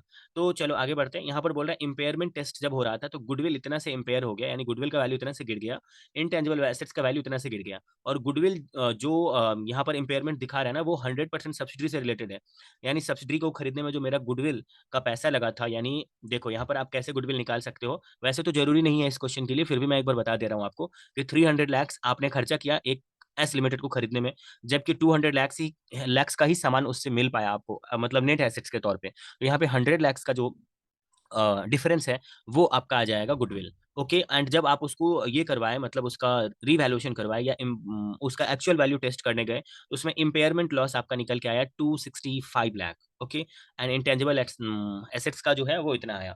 लास्ट में आपको बोल रहा है कि इंटरेस्ट कॉस्ट तुमने पूरा ही कैश में पे किया है। तो इसको दो पार्ट में मैंने आपको बोल ही दिया कि एक है 10 लैक्स का जनरल ये स्पेसिफिक बोरिंग, एंड 100 लैक्स का एक हो गया आपका जनरल बोरिंग, दोनों ही एड बैक होगा। अब देखो वेरी वेरी वेरी इंपॉर्टेंट बात ये कि आपको क्वेश्चन में बोल रहा है कि determine the cash generated from operation, आपको सिर्फ बोल रहा है ऑपरेटिंग एक्टिविटी का कैश जनरेटेड मेरे को बताओ। तो determine the cash generated from operation कहीं पे लिख लेना कि कैश जनरेटेड फ्रॉम ऑपरेशन का मतलब होता है ऑपरेटिंग एक्टिविटी के सबसे लास्ट में टैक्स को माइनस करने के जस्ट पहले जो अमाउंट आता है ना उसी को बोलते हैं cash generated from operation. Operating activity के सबसे लास्ट में टैक्स को माइनस करने के पहले जो आंसर आता है उसी को बोलते हैं कैश जनरेटेड फ्रॉम ऑपरेशन। अब हम आपको क्वेश्चन फिर से अच्छे से समझाते हैं। अब आपको क्वेश्चन समझ में तो आ ही गया होगा कि आपको ऑपरेटिंग एक्टिविटी का कैश फ्लो निकालने बोल रहा है। तो ये जो यहाँ पर आपको दिख रहा है पीपी का changes, investment in associate and financial activity, ये सब तो इन्वेस्टिंग एक्टिविटी में जाता है, ये तो आपके किसी काम का ही नहीं है, क्योंकि आपको तो सिर्फ क्वेश्चन से ऑपरेटिंग एक्टिविटी को ढूंढना है। तो ये तो कोई काम का ही नहीं है, आगे बढ़ जाओ आप। यहाँ पर देखो ऑपरेटिंग एक्टिविटी में जो करंट एसेट्स है उसके चेंजेस को हम लोग कंसीडर करते हैं। तो अगर उसके चेंजेस को कंसीडर करते हैं तो इन्वेंट्री का चेंजेस लेंगे, यहाँ पर ट्रेड रिसीवेबल का चेंजेस लेंगे। लेकिन कैश एंड कैश इक्विवेलेंट तो सबसे लास्ट में आता है, आपको उससे तो मतलब ही नहीं है, आपको तो सिर्फ ऑपरेटिंग एक्टिविटी का फ्लो निकालना है। तो कैश एंड कैश इक्विवेलेंट भी नहीं आएगा, आपके किसी भी काम का नहीं है। ट्रेड पेबल ये आता है ऑपरेटिंग एक्टिविटी में, इसके चेंजेस आपको कंसिडर करने पड़ेंगे। उसके बाद यहाँ पर देखो जब आप प्रॉफिट बिफोर टैक्स से स्टार्ट करोगे, प्रॉफिट बिफोर टैक्स से स्टार्ट करोगे, एक्चुअली मैं आपको इसके सोल्यूशन से ही मैं आपको समझा सकता हूँ अच्छे से, सॉल्यूशन शो करके। तो उसमें देखो हम जस्ट आपको यहाँ पर बता देते हैं कि किस किस में उन्होंने गड़बड़ किया होगा। यहाँ पर इंटरेस्ट को वो लोग क्यों लेस करके रखे हुए हैं उसको पूरा ऐड बैक कर दो। यहाँ पर share of profit of associate जो है वो इन्वेस्टिंग एक्टिविटी में आएगा, यहाँ पर वो ऐड क्यों करके रखे हैं उसको पूरा लेस कर दो। उसके बाद जो ऑपरेटिंग एक्टिविटी में उन्होंने ऑपरेटिंग एक्सपेंस में जो उन्होंने यहाँ पर बताया है कि भाई तुम्हारा गेन हम इसी में एडजस्ट किए हुए हैं, तो ये ऑपरेटिंग एक्सपेंस उसकी वजह से कम शो हो रहा है, ज्यादा शो होता तो प्रॉफिट बिफोर टैक्स कम आ जाता। तो उतना गेन से आपको माइनस करना पड़ेगा, अभी करेंगे नीचे में। अदर एक्सपेंस में भी उन्होंने कुछ लोचा किया हुआ, अभी जस्ट आपको नीचे बताते हैं चलो। देखो 30 लैक्स का जो इन्होंने बिल्डिंग का रिनोवेशन करवाया, ये कैपिटल नेचर का एक्सपेंडिचर है, लंबा चलेगा। और बिल्डिंग के को ये मतलब रिनोवेट करवा रहे हैं, ये इनके ऑपरेटिंग एक्टिविटी से रिलेटेड नहीं है। ऑपरेटिंग एक्टिविटी से रिलेटेड होता है आप गुड्स को प्रोड्यूस करिए, सेल करिए, डेटर, क्रेडिटर, एम्प्लॉई, मतलब इन लोगों का के साथ जो आपका कैश का इनफ्लो या आउटफ्लो होता है वो आता है ऑपरेटिंग एक्टिविटी में। यहाँ पर जो बिल्डिंग के पीछे इन्होंने जो 30 लाख का खर्चा किया है, ये वो पीएल में चार्ज कर चुके हैं, तो उसको एड बैक करना पड़ेगा 30 लैक्स, क्योंकि वो माइनस हो चुका है, इसलिए वो एड बैक होगा। उसके बाद नीचे में जस्ट ये जो हिसाब दिया ना, इसका कुछ अभी नहीं करना है। अभी थोड़ी देर बाद हम आपको बताएंगे कि इसका क्या करना है, कि एस लिमिटेड से खरीदने पे उसको क्या क्या एसेट्स मिला। यहाँ पर देखो ए लिमिटेड का जब हिसाब किताब करोगे तो आपको एक चीज ध्यान रखना है कि डिप्रीसिएशन इसका 290 लैक्स है। ये पक्का डिप्रीसिएशन जो है ना वो प्रॉफिट बिफोर टैक्स में से माइनस किया होगा। यहाँ पर आपको शो नहीं किया, मगर अदर एक्सपेंस जो दिखाया है ना उसमें डिप्रीसिएशन पक्का वो माइनस किया होगा। इधर देखो जो आपको अदर एक्सपेंस दिखाया है ना बहुत बड़ा अमाउंट करके 540 लैक्स, उसमें वो डिप्रीसिएशन जरूर ऐड कर, मतलब ये आपका अदर एक्सपेंस में डिप्रीसिएशन जरूर वो ऐड करके रखा होगा एंड वो माइनस किया होगा। तो डिप्रीसिएशन आपको ऐड बैक करना पड़ेगा, क्योंकि ये कॉमन सेंस का बात है कि कौन कौन सा ऐसा खर्चा है जो कंपनी ने पक्का एकदम 100% दिखाया ही होगा पीएल के डेबिट में, आपको वो सब चुन करके माइनस कर देना है। ओके, मतलब वो सब चुन के आपको ऐड बैक कर देना है अगर वो खर्चा है तो, और अगर वो इनकम है तो आपको उसको लेस कर देना है। तो डिप्रिसिएशन आपको यहाँ पर आपको ऐड बैक करना है। चलो आगे नीचे आ जाते हैं। यहाँ पर वो बोल रहे हैं कि ए लिमिटेड जो है वो क्वालिफाइंग एसेट्स के कंस्ट्रक्शन पे खर्चा किया है 40 लैक्स, और वो अदर एक्सपेंस में इंक्लूडेड है। तो अदर एक्सपेंस में जो है ना वो ऐसे खर्चे इंक्लूड नहीं हो सकते हैं जो जो क्वालिफाइंग नेचर के होते हैं। क्वालिफाइंग एसेट्स का मतलब हुआ जो मतलब जो लॉन्ग टर्म का बेनिफिट देगा, लॉन्ग टर्म का बेनिफिट देगा, और वो कंस्ट्रक्शन के पीछे खर्चा है तो वो इन्वेस्टिंग एक्टिविटी में आएगा, ऑपरेटिंग एक्टिविटी में नहीं आएगा। तो जो 40 लैक्स का अदर एक्सपेंस में इंक्लूडेड है उतना ऐड बैक कर देंगे प्रॉफिट बिफोर टैक्स में। उसके बाद बोल रहा है कि जो इंटरेस्ट कॉस्ट 110 लैक्स है, उसका 10 लैक्स का जो पोर्शन है वो स्पेसिफिक बोरोइंग पर है। तो 10 लाख का पोर्शन 10 ऐड बैक करेंगे, स्पेसिफिक बोरोइंग का है ये बोल करके, और अलग से फिर से 100 को ऐड बैक करेंगे, वो जनरल बोरोइंग का है ये बोल करके। उसके बाद आपको बोल रहा है कि प्रॉफिट बिफोर जो आपका पीपीई है उसको आपने 630 लाख में बेचा था, जबकि उसका कितना कॉस्ट था वो यहाँ पर आपको दिख रहा होगा बहुत अच्छे से, कि उसका जो डिस्पोजल ऑफ एसेट्स जो यहाँ इन्होंने बोला है कि 490 लैक्स ही उसका एक्चुअल में वैल्यू है, लेकिन आपने 490 के बदले आपने 630 में बेचा है। तो आप यहाँ पर 490 माइनस मतलब 490 और 630 के बीच का जब डिफरेंस आप निकालोगे तो आपको 140 लैक्स का आपके पास गेन आएगा। जरूर इन्होंने उस गेन को पीएल में ऐड कर रखा होगा क्रेडिट में दिखा करके, ये कॉमन सेंस का बात है। तो अगर उन्होंने देखो यहाँ पर वो बोल रहे हैं कि उसको उन्होंने ऑपरेटिंग एक्सपेंस से एडजस्ट कर दिया, यानी ऑपरेटिंग एक्सपेंस को घटा दिया। तो ये अभी क्या होगा ना, ऑपरेटिंग एक्सपेंस अगर कम है तो प्रॉफिट बढ़ा हुआ है तो उसको लेस करना है, और ऐसे भी अगर ऑपरेटिंग एक्सपेंस में वो एडजस्ट नहीं करते तो पीएल का क्रेडिट में दिखाए हुए रहते तो भी ये लेस ही होता। ठीक है, आगे बढ़ते हैं। अब ये 30% एसोसिएट को इन्होंने खरीदा हुआ है, मतलब 30% एसोसिएट में पैसा लगाया हुआ है, एंड उसके बाद उस एसोसिएट का 400 लैक्स का प्रॉफिट है, और इसका 30% ये पीएल के डेबिट में दिखाया भी हुआ है। अभी आप देखे थे कि ये 20 लैक्स यहाँ पर 400 का 30% इन्होंने दिखाया हुआ था। तो ये इन्वेस्टिंग एक्टिविटी में आएगा, क्योंकि एसोसिएट में पैसा इन्वेस्ट किया और एसोसिएट से जितना भी ये कमाएंगे ये सब इन्वेस्टिंग एक्टिविटी में आएगा। तो इन्होंने यहाँ पर क्यों दिखा रखा है, यहाँ पर ऐड क्यों मतलब कर रखा है, वो आपको माइनस करना पड़ेगा। उसके बाद आप देखो यहाँ पर पेड डिविडेंड ऑफ 100 लैक्स, इसके बारे में ये इन्होंने बोला नहीं और इसको ऑपरेटिंग में दिखाया भी नहीं होगा, इसको ये इन्वेस्टिंग में दिखाया होगा, क्योंकि ऑपरेटिंग में सिर्फ 400 का 30% को ही ऐड किया है, 120 को आपको क्वेश्चन में दिखा है पीबीटी निकालने के टाइम में। उसके बाद जो यहाँ पर इम्पेयरमेंट लॉस है, गुडविल का देखो, इंटेंजिबल एसेट्स का जो इम्पेयरमेंट लॉस है और डिप्रीसिएशन, ये सब पीएल के डेबिट में जरूर कंपनी ने दिखाया होगा, क्योंकि ये कॉमन सेंस का बात है। तो अगर इन्होंने दिखाया होगा तो उसको ऐड बैक करो ताकि वो ऑपरेटिंग कैश फ्लो सही वाला निकले। ओके, एंड चलो अब नीचे आते हैं। अब हम आपको सोल्यूशन में बताते हैं। देखो प्रॉफिट बिफोर टैक्स ये लोग कैसे निकाल रहा है, बोल रहा है ये लोग कि क्वेश्चन में तुम्हारा जो प्रॉफिट बिफोर टैक्स दिया हुआ है वो 840 लैक्स है, आपको अगले पेज में देखना है। और उसमें उन्होंने अलग अलग पार्ट में ऐड किया, वो बोल रहे रेनोवेशन का खर्चा ऐड बैक होगा, कंस्ट्रक्शन का खर्चा जो है वो ऐड बैक होगा, एंड जो बोरोइंग स्पेसिफिक बोरोइंग वाला है 10 वो ऐड बैक होगा, और अलग से उन्होंने फिर से ऐड बैक किया हुआ है 100 को, वो आपको अभी दिखाते हैं। फिर उन्होंने ये बोला हुआ कि तुम्हारा जो गेन आया जो तुम लेस कर चुके हो ऑपरेटिंग एक्सपेंस में, वो जिसकी वजह से ऑपरेटिंग एक्सपेंस कम हो चुका है, तो अभी वो तुम्हारा प्रॉफिट बढ़ा हुआ है जिस वजह से यहाँ पर लेस होगा। ओके, उसके बाद डिप्रिसिएशन जो है वो ऐड बैक होगा, मैंने आपको बोला गुडविल ऐड बैक होगा, इंटेंजिबल एसेट्स ऐड बैक होगा, वो जो प्रॉफिट को उन्होंने ऐड कर रखा है वो लेस हो जाएगा। इंटरेस्ट का खर्चा 10 अलग से पहले ऐड बैक हुआ है, अभी 100 हो जाएगा ऐड बैक। और यहाँ पर आपको करंट एसेट्स या करंट लायबिलिटी के चेंजेस को कंसीडर करना है। ये आप कैसे करोगे, आपके पास करंट एसेट्स या करंट लायबिलिटी तीन ही है, ट्रेड रिसीवेबल, इन्वेंट्री और ट्रेड पेबल। तो चलो एक बार हम आपको लेके चलते हैं। देखो आपको ये बोलना है कि ट्रेड रिसीवेबल ओपनिंग में 1800 था और 30 का ट्रेड रिसीवेबल एस लिमिटेड से मिला, तो टोटल ट्रेड मतलब रिसीवेबल क्लोजिंग में 1830 का होना चाहिए, लेकिन क्लोजिंग में सिर्फ 580 का है। इसका मतलब ट्रेड रिसीवेबल वाले यानी डेटर जो है ना, वो 1250 वाला डेटर मेरे को पैसा दे दिया होगा, तभी क्लोजिंग में कम बचा हुआ है। तो जो 1250 वाला दे दिया होगा ना, वो आपको यहाँ पर देखो, एक मिनट रुको, मैंने आपको उल्टा बोल दिया। जो आपका यहाँ पर लिखा हुआ है ना, क्लोजिंग में सिर्फ 1250 है, जबकि क्लोजिंग में 1830 होना चाहिए। तो अगर क्लोजिंग में सिर्फ 1250 है, इसका मतलब जो डिफरेंस बच गया 580, इतना ट्रेड रिसीवेबल वाले पैसा दे दिए होंगे, यानी डेटर पैसा दे दिया होगा 580 का। तो अगर पैसा दे दिया होगा तो पैसा आया होगा, इसलिए प्लस में दिखाएं। उसके बाद आप चले जाइए इसमें, उसमें उसके बाद आप चले जाइए इन्वेंट्री में। ओपनिंग में था इन्वेंट्री 1900 का, और 60 का इन्वेंट्री मिला एस लिमिटेड से, यानी टोटल मेरे पास 1960 का इन्वेंट्री क्लोजिंग में होना चाहिए था, लेकिन क्लोजिंग में मेरे पास सिर्फ है 1550 का, यानी डिफरेंस मैंने बेच दिया होगा और बेचने से मेरे पास पैसा आया होगा, इसलिए 410 को यहाँ पर प्लस में दिखाए हैं, ये देख लो। एंड ट्रेड पेबल में आ जाओ। अब ट्रेड पेबल में जब आप आओगे तो बोलोगे कि ओपनिंग में था 3610 से, और 50 का ट्रेड पेबल मेरे को मिला एस लिमिटेड से, तो टोटल क्लोजिंग में 3660 का ट्रेड पेबल होना चाहिए था, जबकि क्लोजिंग में सिर्फ 1550 का ही है, यानी डिफरेंस मैंने ट्रेड पेबल को पे कर दिया होगा। ट्रेड पेबल को हम लोग पे करते हैं, तो पे कर देते हैं तो पैसा का आउटफ्लो होता है, जिस वजह से यहाँ पर उसको नेगेटिव में दिखाया, एंड सबका टोटल जो आया यही इसका आंसर है। मेरे ख्याल से आप समझ गए होंगे इसके आंसर को। अगर नहीं समझे तो वीडियो को थोड़ा सा बैक करके फिर से चलाओगे तो आपको समझ में आ जाएगा कि हम क्या कहना चाह रहे हैं। आपके स्टडी मटेरियल में जितना इलस्ट्रेशन दिया हुआ वो सारा इलस्ट्रेशन खत्म हो चुका है। अभी हम लोग चलते हैं, आपको जो है ना, आपको टेस्ट योर नॉलेज के अंदर जो क्वेश्चन है वो करवाते हैं। ओके, आपको किसी भी क्वेश्चन में कोई डाउट हो तो आप मेरे से पूछ सकते हो, हम आपको पर्सनली बताएंगे। ओके, तो चलिए आगे आपको क्वेश्चन नंबर जो 1 है वो बताते हैं, टेस्ट योर नॉलेज का। देखो इसमें ये कह रहा है कि use the following data of ABC limited to construct a statement of cash flow using direct and indirect method. Direct method और इनडायरेक्ट मेथड दोनों से ही आपको बोल रहा है कैश फ्लो स्टेटमेंट कंस्ट्रक्ट करने के लिए। तो चलो यहाँ पर जो है ना, सबसे पहले क्वेश्चन में देखो कि opening balance and closing balance given है, कैश दिया हुआ है, अकाउंट रिसीवेबल दिया हुआ है, प्रीपेड एक्सपेंस मतलब प्रीपेड इंश्योरेंस दिया हुआ है, इन्वेंट्री दिया हुआ है, फिक्स एसेट दिया हुआ है, डेप्रिसिएशन दिया हुआ है। पहले एक बार क्वेश्चन हम आपको पढ़ के बताते हैं, फिर हम आपको आंसर बताएंगे किसका क्या होगा। उसके बाद अकाउंट्स पेबल दिया हुआ, वेजेस पेबल दिया हुआ, डिवेंचर दिया हुआ है।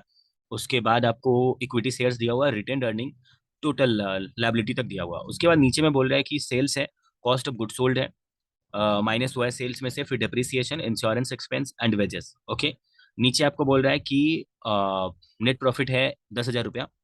आगे आपको बोल रहा है कि during the year 2022 company ABC limited declared and paid a dividend of 2500। ये जो 2500 डिविडेंड पेड है, ये आपका चला जाएगा इसमें डिविडेंड पे हो रहा है ना, तो ये फाइनेंशियल एक्टिविटी में चला जाएगा। आगे बोल रहा है कि 46,000 जो है वो इन कैश में टू मतलब इन कैश में लगा है to acquire new fix assets. New fix assets को खरीदने में 46,000 कैश में लगा है। आगे बोल रहा है अकाउंट्स पेबल जो है वो सारा यूज हो रहा है इन्वेंट्री पर्पस के लिए। अकाउंट्स पेबल सारा यूज हो रहा है इन्वेंट्री पर्पस के लिए, ये नहीं कि अकाउंट। देखो अगर अकाउंट्स पेबल आपको क्वेश्चन में दे देता, चलो एक बार हम सोल्यूशन से आपको समझाते हैं। ओके, यहाँ पर देखो एक एक करके हम आपको बताते हैं। यहाँ पर कैश का ओपनिंग क्लोजिंग आपको पता ही है, लास्ट में ओपनिंग ऐड होता है, क्लोजिंग लेस होता है। जो अकाउंट्स रिसीवेबल है यानी डेटर है, इसका लेजर बनेगा ओपनिंग एंड क्लोजिंग का लेजर। मतलब एक आप एक ये बना लेना मेरे साथ, अभी सुन सुन करके बना लेना। अकाउंट्स रिसीवेबल का लेजर बनाना, डेबिट साइड में to balance BT 32,500, credit side में 25,000 जो है वो क्रेडिट बैलेंस हो जाएगा। उसके बाद डेबिट साइड में आप लिख देना कि 2 लाख का और सेल हुआ है। तो अगर डेबिट साइड में 2 लाख का और सेल हुआ तो क्रेडिट में जो डिफरेंस बचेगा ना, वो आपका हो जाएगा amount receive from debtors. Okay, यानी क्रेडिट साइड में जो डिफरेंस बचेगा उसको आप बाई बैंक बोल करके बोल सकते हो कि इतना पैसा डेटर से मिल गया होगा, इसीलिए वो क्रेडिट साइड में उतना अमाउंट आपको दिखा रहा है। ओके, मतलब डिफरेंस आ रहा है। उसके बाद आगे बढ़ते हैं, जो आपका यहाँ पर इंश्योरेंस का खर्चा दिया हुआ है, इंश्योरेंस का प्रीपेड इंश्योरेंस, इसका भी आप बना लेना लेजर, जिसमें आप डेबिट साइड में लिखना टू बैलेंस बीटी 7,000 और क्रेडिट साइड में बाई बैलेंस 85,000। एंड इंश्योरेंस से रिलेटेड यहाँ पर नीचे आपको खर्चा बताया हुआ है कि इंश्योरेंस एक्सपेंस जो है वो 11,000 है। तो ये जो भी यहाँ पे खर्चा बताया हुआ ये प्रोवाइडेड एक्सपेंस है। प्रोवाइडेड एक्सपेंस का मतलब ये प्रॉफिट एंड लॉस अकाउंट में दिखाया गया।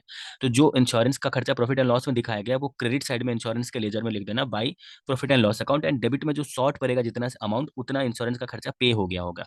यानी टू बैंक करके जो पे हुआ है ना, सिर्फ वही सोल्यूशन में आएगा। यानी बैंक वर्ड जहाँ पे यूज किए हो अभी का इसमें लेजर में, इंश्योरेंस का लेजर में, और इसके पहले ट्रेड रिसीवेबल के लेजर में भी जो क्रेडिट साइड में बाई बैंक यूज किए थे, सिर्फ वही कैश फ्लो स्टेटमेंट में आएगा। उसके बाद आपको यहाँ पर दिया हुआ है इन्वेंट्री, मैंने आपको बता दिया। फिर आपका यहाँ पर फिक्स एसेट्स दिया हुआ है। फिक्स एसेट्स में आपको क्या करना है, अच्छा देखो मैंने आपको इन्वेंट्री नहीं बताया, तो इन्वेंट्री का जब आप लेजर बनाओगे तो यहाँ पर डेबिट साइड में लिखोगे to balance BT 34,000, credit side में लिखोगे 37,000 बाय बैलेंस सीडी करके। एंड एंड यहाँ पर आपको सीओजीएस दिया हुआ है, सीओजीएस दिया हुआ है, सीओजीएस। तो सीओजीएस जो दिया हुआ है वो क्रेडिट साइड में आपको लिखना है, क्रेडिट साइड में बाई सीओजीएस 1,23,000। इतना कर लेने के बाद आप थोड़ा सा वेट करना, क्योंकि आपको क्वेश्चन में बोला था कि जो आपका ट्रेड रिसीवेबल है वो पूरा का पूरा इन्वेंट्री पर्पज से है। हो सकता है ट्रेड रिसीवेबल कैश के पर्पज से हो। तब कैश के पर्पज से जब होता है कि आप किसी से पैसा ही और ज्यादा उधार ले लिए जिस वजह से ट्रेड पेबल बढ़ गया, तो ट्रेड पेबल अगर पैसा की वजह से बढ़ गया, पैसा ले लिए हो आप ज्यादा उधार, तब तो उस केस में क्या होता है कि उसका जो चेंजेस है वो आप ऑपरेटिंग एक्टिविटी में दिखा देते हो। मगर यहाँ पर ये बोल रहा है कि वो इन्वेंट्री की वजह से बढ़ा है, यानी इन्वेंट्री यानी और ज्यादा सामान ले लिया उससे। तो और ज्यादा सामान ले लिए तो इसका इंपैक्ट जो है ना वो इन्वेंट्री का लेजर में पड़ेगा। तो जब आप इन्वेंट्री का लेजर बनाओगे अभी मेरा वाला सुन करके, तो आप डेबिट में टू बैलेंस बीटी लिखोगे 34,000, क्रेडिट में बाय बैलेंस सीटी 37,000, क्रेडिट में by cost of good sold 1,23,000।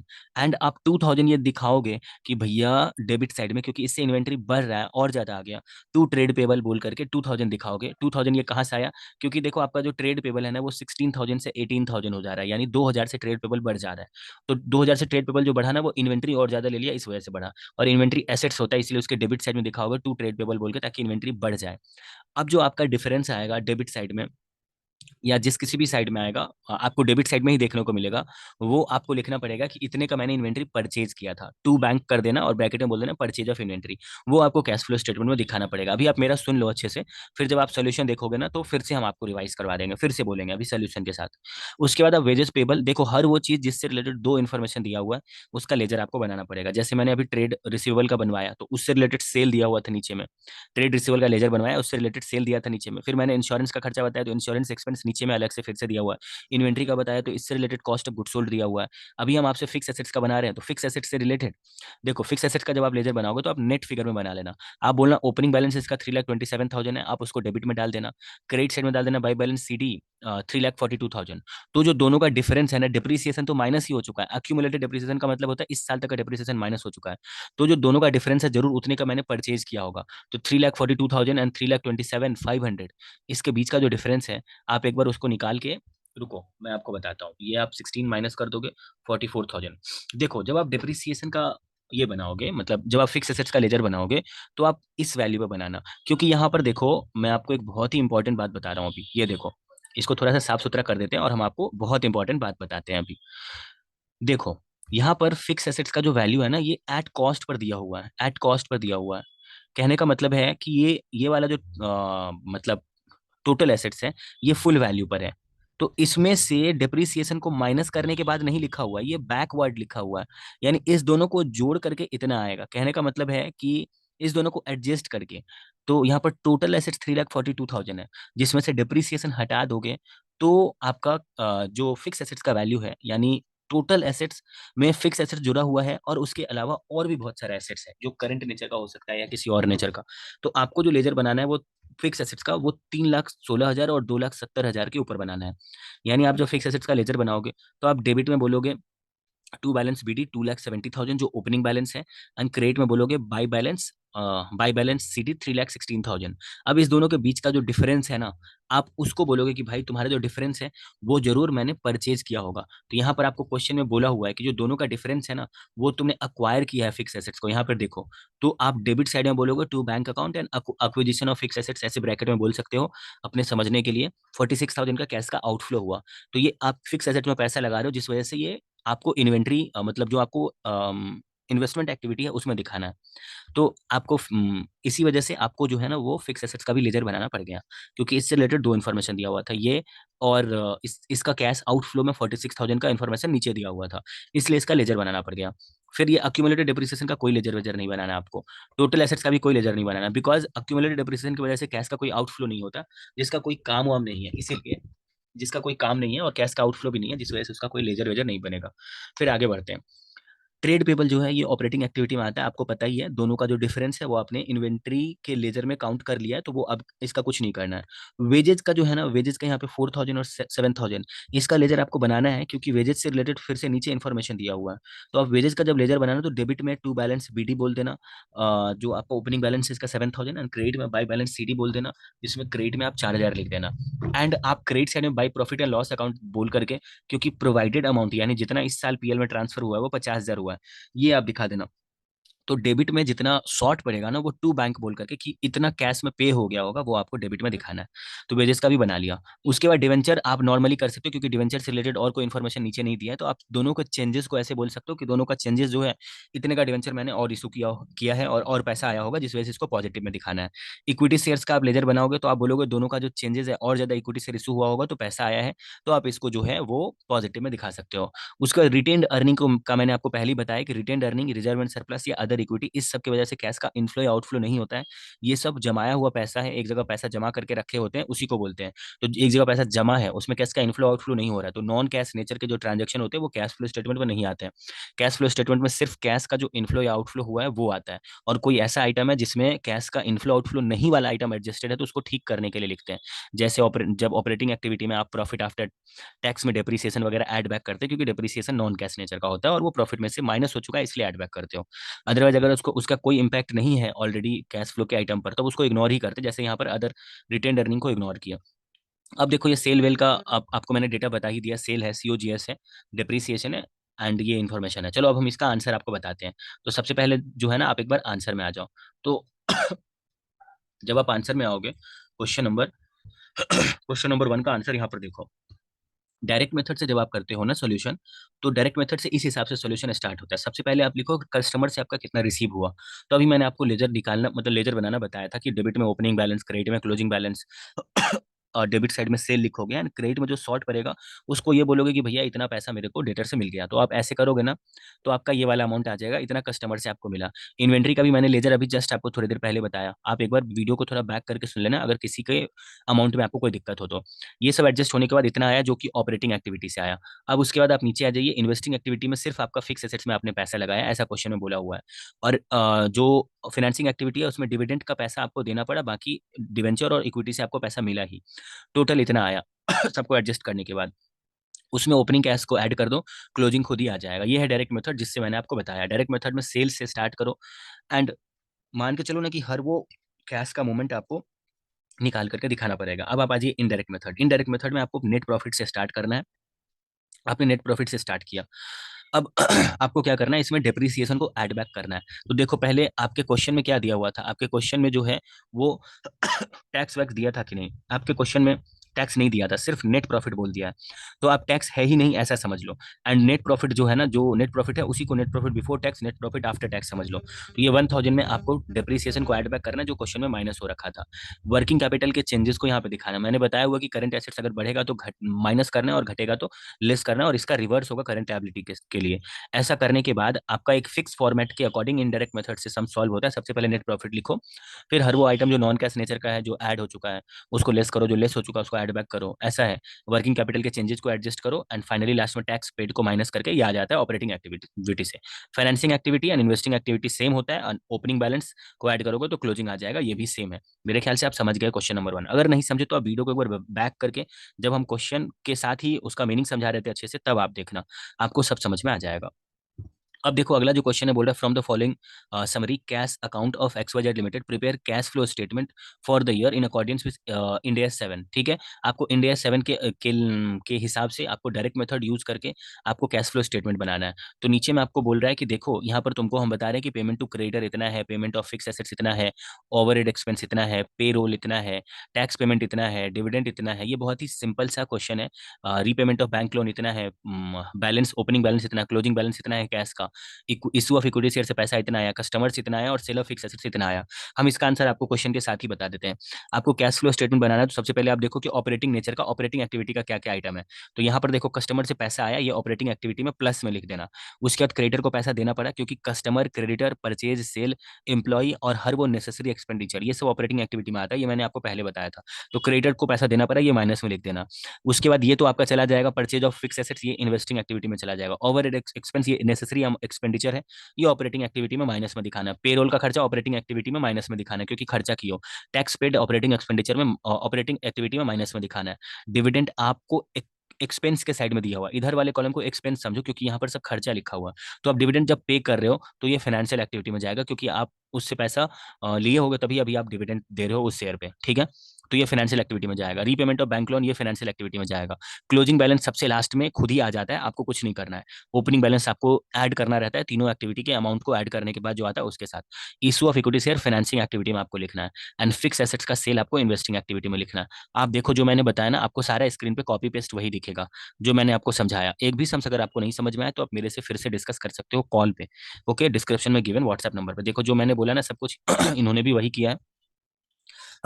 सबको दिखा करके इन्होंने यहाँ पे फाइनल शो कर दिया है कि भैया ये है हिसाब किताब अपना, ओके। तो चलिए जो अगला क्वेश्चन है वो करते हैं। उसके बाद आपका जो थर्ड नंबर क्वेश्चन है ये क्या कह रहा है।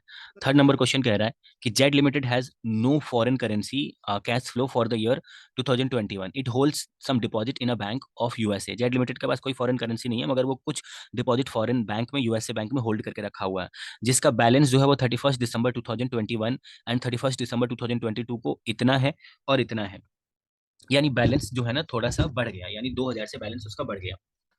आगे बोल रहा है कि एक्सचेंज रेट ऑन 31 दिसंबर 2021 को एक्सचेंज रेट 45 था, जबकि एक साल बाद 50 हो गया, यानी 50 रुपया से पैसा का वैल्यू गिर गया। यानी पहले $1 में 45 रुपया देना पड़ता था, अभी $1 में 50 रुपया देना पड़ रहा है। और अगर कोई यहाँ पर इम्पोर्टर है जो सामान इम्पोर्ट कर रहा है तो उसके लिए नुकसान है, और अगर कोई एक्सपोर्टर है तो यहाँ पर उसके लिए फायदा है क्योंकि उसको पहले $1 का 45 मतलब $1 में 45 रुपया मिलता था, अभी उसको 50 रुपया मिलेगा, उसका फायदा है।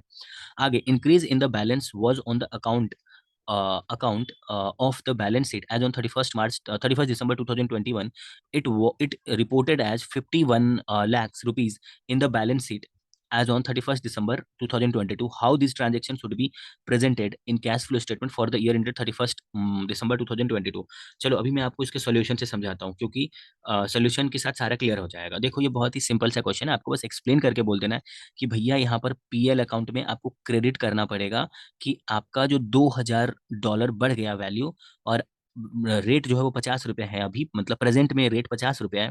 तो 2000 × 50 इतना से आपका वैल्यू बढ़ गया, ये आपको पीएल के क्रेडिट में दिखाना पड़ेगा एज अ इंटरेस्ट इनकम की ब्याज के तौर पे आपका बढ़ गया, आपको ये बोल करके दिखाना पड़ेगा। आगे बोल रहा है it was created by the exchange difference of. आपको ऐसे दिखाना पड़ेगा कि देखो, आपको ऐसे दिखाना पड़ेगा कि यहाँ पर $1 लाख था मेरे पास, एंड वो 50 से 45, मतलब 45 से 50 यानी 5 का जो डिफरेंस है ना, ये $5 लाख आपको एक्सचेंज डिफरेंस बोल करके दिखाना पड़ेगा। देखो जो $2000 बढ़ गया, $2000 जो बढ़ गया इनटू आज का रेट, आज का डेट में जो एक्सचेंज रेट का वैल्यू है उसके साथ मल्टीप्लाई करके जो आप दिखाओगे उसको आप इंटरेस्ट इनकम बोलोगे। एंड टोटल डॉलर पे जो रेट बढ़ गया, यहाँ पर तो डॉलर बढ़ गया $2000, उसका दिखा रहे हो वैल्यू इंटरेस्ट इनकम बोल करके, और जो रेट बढ़ गया टोटल डॉलर पे यानी $1 लाख पे, उसको आप एक्सचेंज डिफरेंस बोल करके क्रेडिट करोगे। आगे in preparing the cash flow statement of ₹5 lakh the exchange difference should be deducted from the net profit before tax. क्योंकि एक्सचेंज देखो अगर आपका एक्सचेंज डिफरेंस की वजह से 5 लाख का फायदा हो रहा है, ठीक है, तो कहने का मतलब है यहाँ पर मेरा बात सुनो, बोल रहे हैं यहाँ पर कि जो एक्सचेंज डिफरेंस है उसकी वजह से, रुको एक बार इसको थोड़ा साफ सुथरा कर देते हैं। बोल रहा है कि द बोल रहा है the exchange difference should be deducted from the net profit before taxes. However in order to reconcile the opening balance, आपको क्या करना पड़ेगा कि एक्सचेंज डिफरेंस जो है, एक्सचेंज डिफरेंस को should be deducted from the net profit before taxes. Net profit before tax में से आपको एक्सचेंज डिफरेंस को डिडक्ट करना पड़ेगा। वो इसलिए क्योंकि आप ऐसे समझो कि अगर आप एक्सचेंज डिफरेंस को एज अ प्रॉफिट ले रहे हो कि हाँ चलो मेरा एक्सचेंज डिफरेंस की वजह से मेरा फायदा हो गया, ठीक है, तो वही काम आपका मेन बिजनेस नहीं है, वो आपके प्रॉफिट में एडेड क्यों है, इसलिए वो माइनस होकर के खत्म हो जाएगा, मतलब उसको साइड कर देना है। ओके, आपको वो वाला अपने नेट प्रॉफिट बिफोर टैक्स में से माइनस करके हटा देना है। ओके, आगे in order to reconcile the opening balance of the cash and cash equivalent, अगर कैश एंड कैश इक्विवेलेंट का ओपनिंग बैलेंस देखना चाहते हो तो आप बोल सकते हो कि $5 लाख का मेरे पास एक्सचेंज डिफरेंस है। कहने का मतलब है मेरे पास $1 लाख था और उसका रेट 45 से 50 हो गया, जिसके वजह से जो आपको पैसा मिलेगा, देखो आप अपने क्वेश्चन के हिसाब से सोचो, क्वेश्चन में उस आदमी का डिपॉजिट है फॉरेन का बैंक में, तो डिपॉजिट है तो उसको तो ज्यादा ही मिलेगा ना। उसको थोड़ी ना फॉरेन से कुछ खरीदना है कि उसको अभी ज्यादा देना पड़ जाएगा। उसके पास उसका तो फॉरेन में डिपॉजिट है 1 लाख डॉलर, तो अगर फॉरेन में 1 लाख डॉलर डिपॉजिट है तो उसको तो ज्यादा ही मिलेगा। तब वो ज्यादा मिले हुए को अगर वो प्रॉफिट में ऐड करके रखा था तो उसको सबसे पहले डिडक्ट करो, एंड अलग से दिखाओ कि वो जो 5 लाख आपको मिलेगा वो आपका कैश एंड कैश इक्विवेलेंट है, ये बोल करके आपको दिखाना पड़ेगा। आगे बोल रहा है cash flow statement arising from transaction in a foreign currency shall be recorded in Z limited functional currency by applying the foreign currency amount, the exchange rate between the functional currency and foreign currency at the date of cash flow। आपको वो वाला amount दिखाना पड़ेगा कि आपका exchange difference की वजह से कितना फायदा हुआ आपके खुद के कंट्री के मॉनेटरी अमाउंट में। ओके, कहने का मतलब है यहाँ पर आपको दो पार्ट में दिखाना है। इंटरेस्ट इनकम आपको दिखाना है, $2,000 बढ़ गया, और वो आज के रेट के हिसाब से 50 वाले रेट के हिसाब से, और रेट चेंजेस होने की वजह से आपका कितना टोटल डॉलर पे फायदा हुआ ये आपको दिखाना है। प्रॉफिट बिफोर टैक्स में से माइनस करके दिखाना है, मगर वो भी आपका इनकम है, वो भी एक्सचेंज डिफरेंस बोल करके आपको शो करना पड़ेगा as a cash and cash equivalent में। ठीक है, तो ये क्वेश्चन नंबर 3 भी आपका खत्म हो गया। ये क्वेश्चन नंबर 3 में उतना कुछ जान था नहीं, बस ऐसे नॉर्मली समझ लेना था एक बार। क्वेश्चन नंबर 3 खत्म, अभी क्वेश्चन नंबर 4 करते हैं। क्वेश्चन नंबर 4 बोल रहा है कि a company A acquired 70% of equity stake in company B on July 2020 July 20 means 20th July 2021। The consideration paid for the transaction is as below. देखो, एक कंपनी ए है जिसने कंपनी बी को खरीद लिया, और बी को खरीदने के पीछे उसने कंसिडरेशन जो पे किया वो कैश में पे किया 15 लाख, और उसके बाद वो 2 लाख इक्विटी शेयर पे किया, 15 रुपया मतलब 15 रुपया पर शेयर का पे किया, 10 रुपया उसका फेस वैल्यू था। On the date of acquisition company B has cash and cash equivalent of 2,50,000 in its books of account. तो जब डेट ऑफ एक्विजिशन आया उस दिन कंपनी बी के पास ऑलरेडी 2.5 लाख रुपया था। बोल रहे on October 2022 company A further acquire 10% stake in company B for the acquisition for the consideration of 8 lakh. और फिर क्या हुआ कि कुछ महीनों बाद कंपनी ए ने फिर से 10% कंपनी बी का खरीद लिया, और उस टाइम वो 8 लाख रुपया ही दिया। बोल रहे advice how the above transaction will be disclose and presented in the statement of cash flow statement. इसका आंसर देखने से पहले ही हम आपको बता देते हैं कि ये जो 15 लाख रुपया वो पैसा दिया, क्योंकि कंपनी बी का मालिक पहली बार बन रहा है, तो पहली बार बन रहा है तो फर्स्ट टाइम जो बन रहा है ना, पैसा जो फर्स्ट टाइम लगा रहा है, इसमें जो ये कैश 15 लाख रुपया दिया ना, ये उसके इन्वेस्टिंग एक्टिविटी में जाएगा। चलो एक बार हम आपको सोल्यूशन के साथ समझाते हैं। इन्होंने सोल्यूशन में क्या कहा है, सोल्यूशन में इनका कहना है कि देखो, ये बहुत बड़ा ज्ञान दे दिया इन्होंने, बहुत बड़ा ज्ञान दे दिया। ज्ञान में इन्होंने नीचे में बोला हुआ कि ऊपर वाले ज्ञान के अकॉर्डिंग जो 15 लाख है, ठीक है, चलो मैं आपको एक बार ऊपर से पढ़ के बताता हूँ। ऊपर में बोल रहे हैं ये लोग कि as per para 39 of India 7 aggregate cash flow arising from the obtaining control of the subsidiary shall be presented separately and classified as investment activity. अब देखो, क्योंकि वो सामने वाले कंपनी को खरीद ही ले रहा है, तो उसका मालिक तो ये खुद ही हो जाएगा ए लिमिटेड, तो उसके पास जो ऑलरेडी 2.5 लाख रुपया है वो भी तो इसी का हो जाएगा, जिस वजह से अभी जो उसको खरीदने के पीछे वो कैश दे रहा है वो उसको एडजस्ट करके उस कैश में से जितना ऑलरेडी सामने वाले कंपनी के पास पैसा था कैश फॉर्मेट में, वो माइनस करके आपको एग्रीगेट यानी नेट फॉर्मेट में लिखना पड़ेगा। आगे बोल रहा है aggregate amount of the cash paid और received as consideration for the obtaining subsidiaries is reported in the statement of cash flow statement flow of net and cash and cash equivalent. आपको net cash and cash equivalent में report करना पड़ेगा। Disposed of as a part of such transaction event और exchange in circumstances. आगे बोल रहा है further investing and financing activity that do not require the use of cash और cash equivalent shall be excluded from the statement of cash flow. बोल रहा है कि अगर इन्वेस्टिंग या फाइनेंसिंग एक्टिविटी में कैश एंड कैश इक्विवेलेंट का कोई इन्वॉल्वमेंट नहीं है तो उसको नोट नहीं करना, उसको एक्सक्लूड करना है। Such transaction shall be disclose elsewhere in the financial statement in which that provide all the relevant information about these investing and financial activities। इसमें कुछ उतना खास नहीं बोला, नीचे बोल रहा है कि एज पर पैरा ये cash flow statement from changing in the ownership interest in a subsidiary that do not result in a loss of control shall be classified from the financing activity. देखो मेरा बात सुनो, यहाँ पर बहुत important बात बोला और हम आपको अभी ये समझाना चाहते हैं। जब कंपनी ए पहली बार, अच्छे से सुनना मेरे बात को, अब हम आपको आंसर बता रहे हैं जो आपको एग्जाम में लिखना है। आपको एग्जाम में ये लिखना है कि जब कंपनी ए ने पहली बार कंपनी बी को खरीदा, उस टाइम जो कंपनी बी को वो कैश दे रहा है पैसा, ठीक है, और ऑलरेडी कंपनी बी के पास कितना कैश था उसको नेट कर दो, माइनस करके जो बचेगा, इतना पैसा कंपनी ए ने कंपनी बी में इन्वेस्ट किया ये मान लो, तो वो इन्वेस्टिंग एक्टिविटी में चला जाता है। अब एक बार जब वो उसका होल्डिंग कंपनी बन गया, उसके बाद जब दोबारा पैसा उसी कंपनी में इन्वेस्ट कर रहा है, तो भाई जिस कंपनी में तुम इन्वेस्ट कर रहे हो वो कंपनी भी तो तुम्हारा ही है, क्योंकि अगर कोई होल्डिंग कंपनी अपने सब्सिडरी में अपने सब्सिडरी का एक बार होल्डिंग बन जाने के बाद अगर फिर से पैसा उसी कंपनी में लगाता है, फिर से उसका कुछ और शेयर खरीदता है, तो ये माना जाएगा कि वो अपने ही सब्सिडरी को फाइनेंस कर रहा है। तो वो, क्योंकि वो उसका खुद ही का सब्सिडरी है और वही वो कंपनी है, मतलब वो कंपनी भी उसी का है, जिस वजह से वो फाइनेंशियल एक्टिविटी में चला जाएगा। Unless the subsidiary is held by an investment entity as defined in India's 110 is required to measure at the fair value. अब मेरे ख्याल से आप समझ गए होंगे। तो जो उसको कैश देना पड़ा ना 15 लाख रुपया, उसको नेट करके जो आएगा ना मेरे भाइयों एवं बहनों, वो इन्वेस्टिंग एक्टिविटी में जाएगा। ओके, वो इन्वेस्टिंग एक्टिविटी में जाएगा। एंड जो वो 10% स्टेक एक्स्ट्रा खरीदा, वो फाइनेंसिंग एक्टिविटी में जाएगा, क्योंकि वो अपने ही सब्सिडरी को फाइनेंस कर रहा है, ये माना जाएगा। मेरे ख्याल से आप समझ गए। चलो अब क्वेश्चन नंबर 5 में चले जाओ। क्वेश्चन नंबर 5, देखो क्वेश्चन नंबर 5 क्या कह रहा है वो एक बार पढ़ते हैं। बोल रहा है entity A acquired the subsidiary entity B. Entity A ने एंटिटी बी को खरीदा। During the year summarise information from the consolidated financial consolidated statement of PL and balance sheet is provided. आपको कुछ समराइज इन्फॉर्मेशन दे के रखा होगा together with supplementary information, supplementary information के साथ दिया हुआ। अब देखो यहाँ पर सेल दिया हुआ है, कॉस्ट ऑफ सेल दिया हुआ, ग्रॉस प्रॉफिट दिया हुआ, डेप्रिसिएशन तो यहाँ नहीं होना चाहिए था, दिखाया है आपको, ऐड बैक कर देना अगर इनडायरेक्ट मेथड से निकालना होगा तो। अदर ऑपरेटिंग एक्सपेंस दिया हुआ, इंटरेस्ट कॉस्ट दिया हुआ। आगे आपको बोल रहा है कि 15,000 आपका टैक्स का अमाउंट है। नीचे आपको दो ओपनिंग क्लोजिंग दोनों बैलेंस है, ये ओपनिंग है और ये क्लोजिंग है। आपको cash and cash equivalent, trade receivable, inventory, PP दिया हुआ है, गुडविल दिया हुआ है। ओपनिंग में नहीं था, क्लोजिंग में था। आगे बोल रहा है ट्रेड पेबल ये है। फिर आगे बोल रहा है कि आपका इनकम टैक्स पेबल इतना है, लॉन्ग टर्म इतना है, डेप्ट एंड टोटल इतना है, शेयर होल्डर इक्विटी इतना है, and total liabilities and share holders fund इतना है। आगे बोल रहा है आपको कि all of the shares of entity B were acquired for 74,000 in cash। यानी entity A ने entity B के सारे शेयर को 74,000 में खरीद लिया। अब वो 74,000 का यहाँ पर वो एक्सप्लेनेशन दिया कि 74,000 में मेरे को entity B का 4,000 का इन्वेंट्री मिला, 8,000 का ट्रेड रिसीवेबल मिला, 2,000 का कैश मिला, 1,10,000 का पीपी मिला, और ये तीनों लायबिलिटी मिला। उसको सभी को एडजस्ट, और नीचे में गुडविल भी मिला। सबको एडजस्ट करने के बाद कैश में पे करना पड़ा 74,000। आपको बोल रहा है प्रिपेयर कंसोलिडेटेड फाइनेंशियल स्टेटमेंट, आपको कंसोलिडेटेड फाइनेंशियल स्टेटमेंट बनाने के लिए बोल रहा है।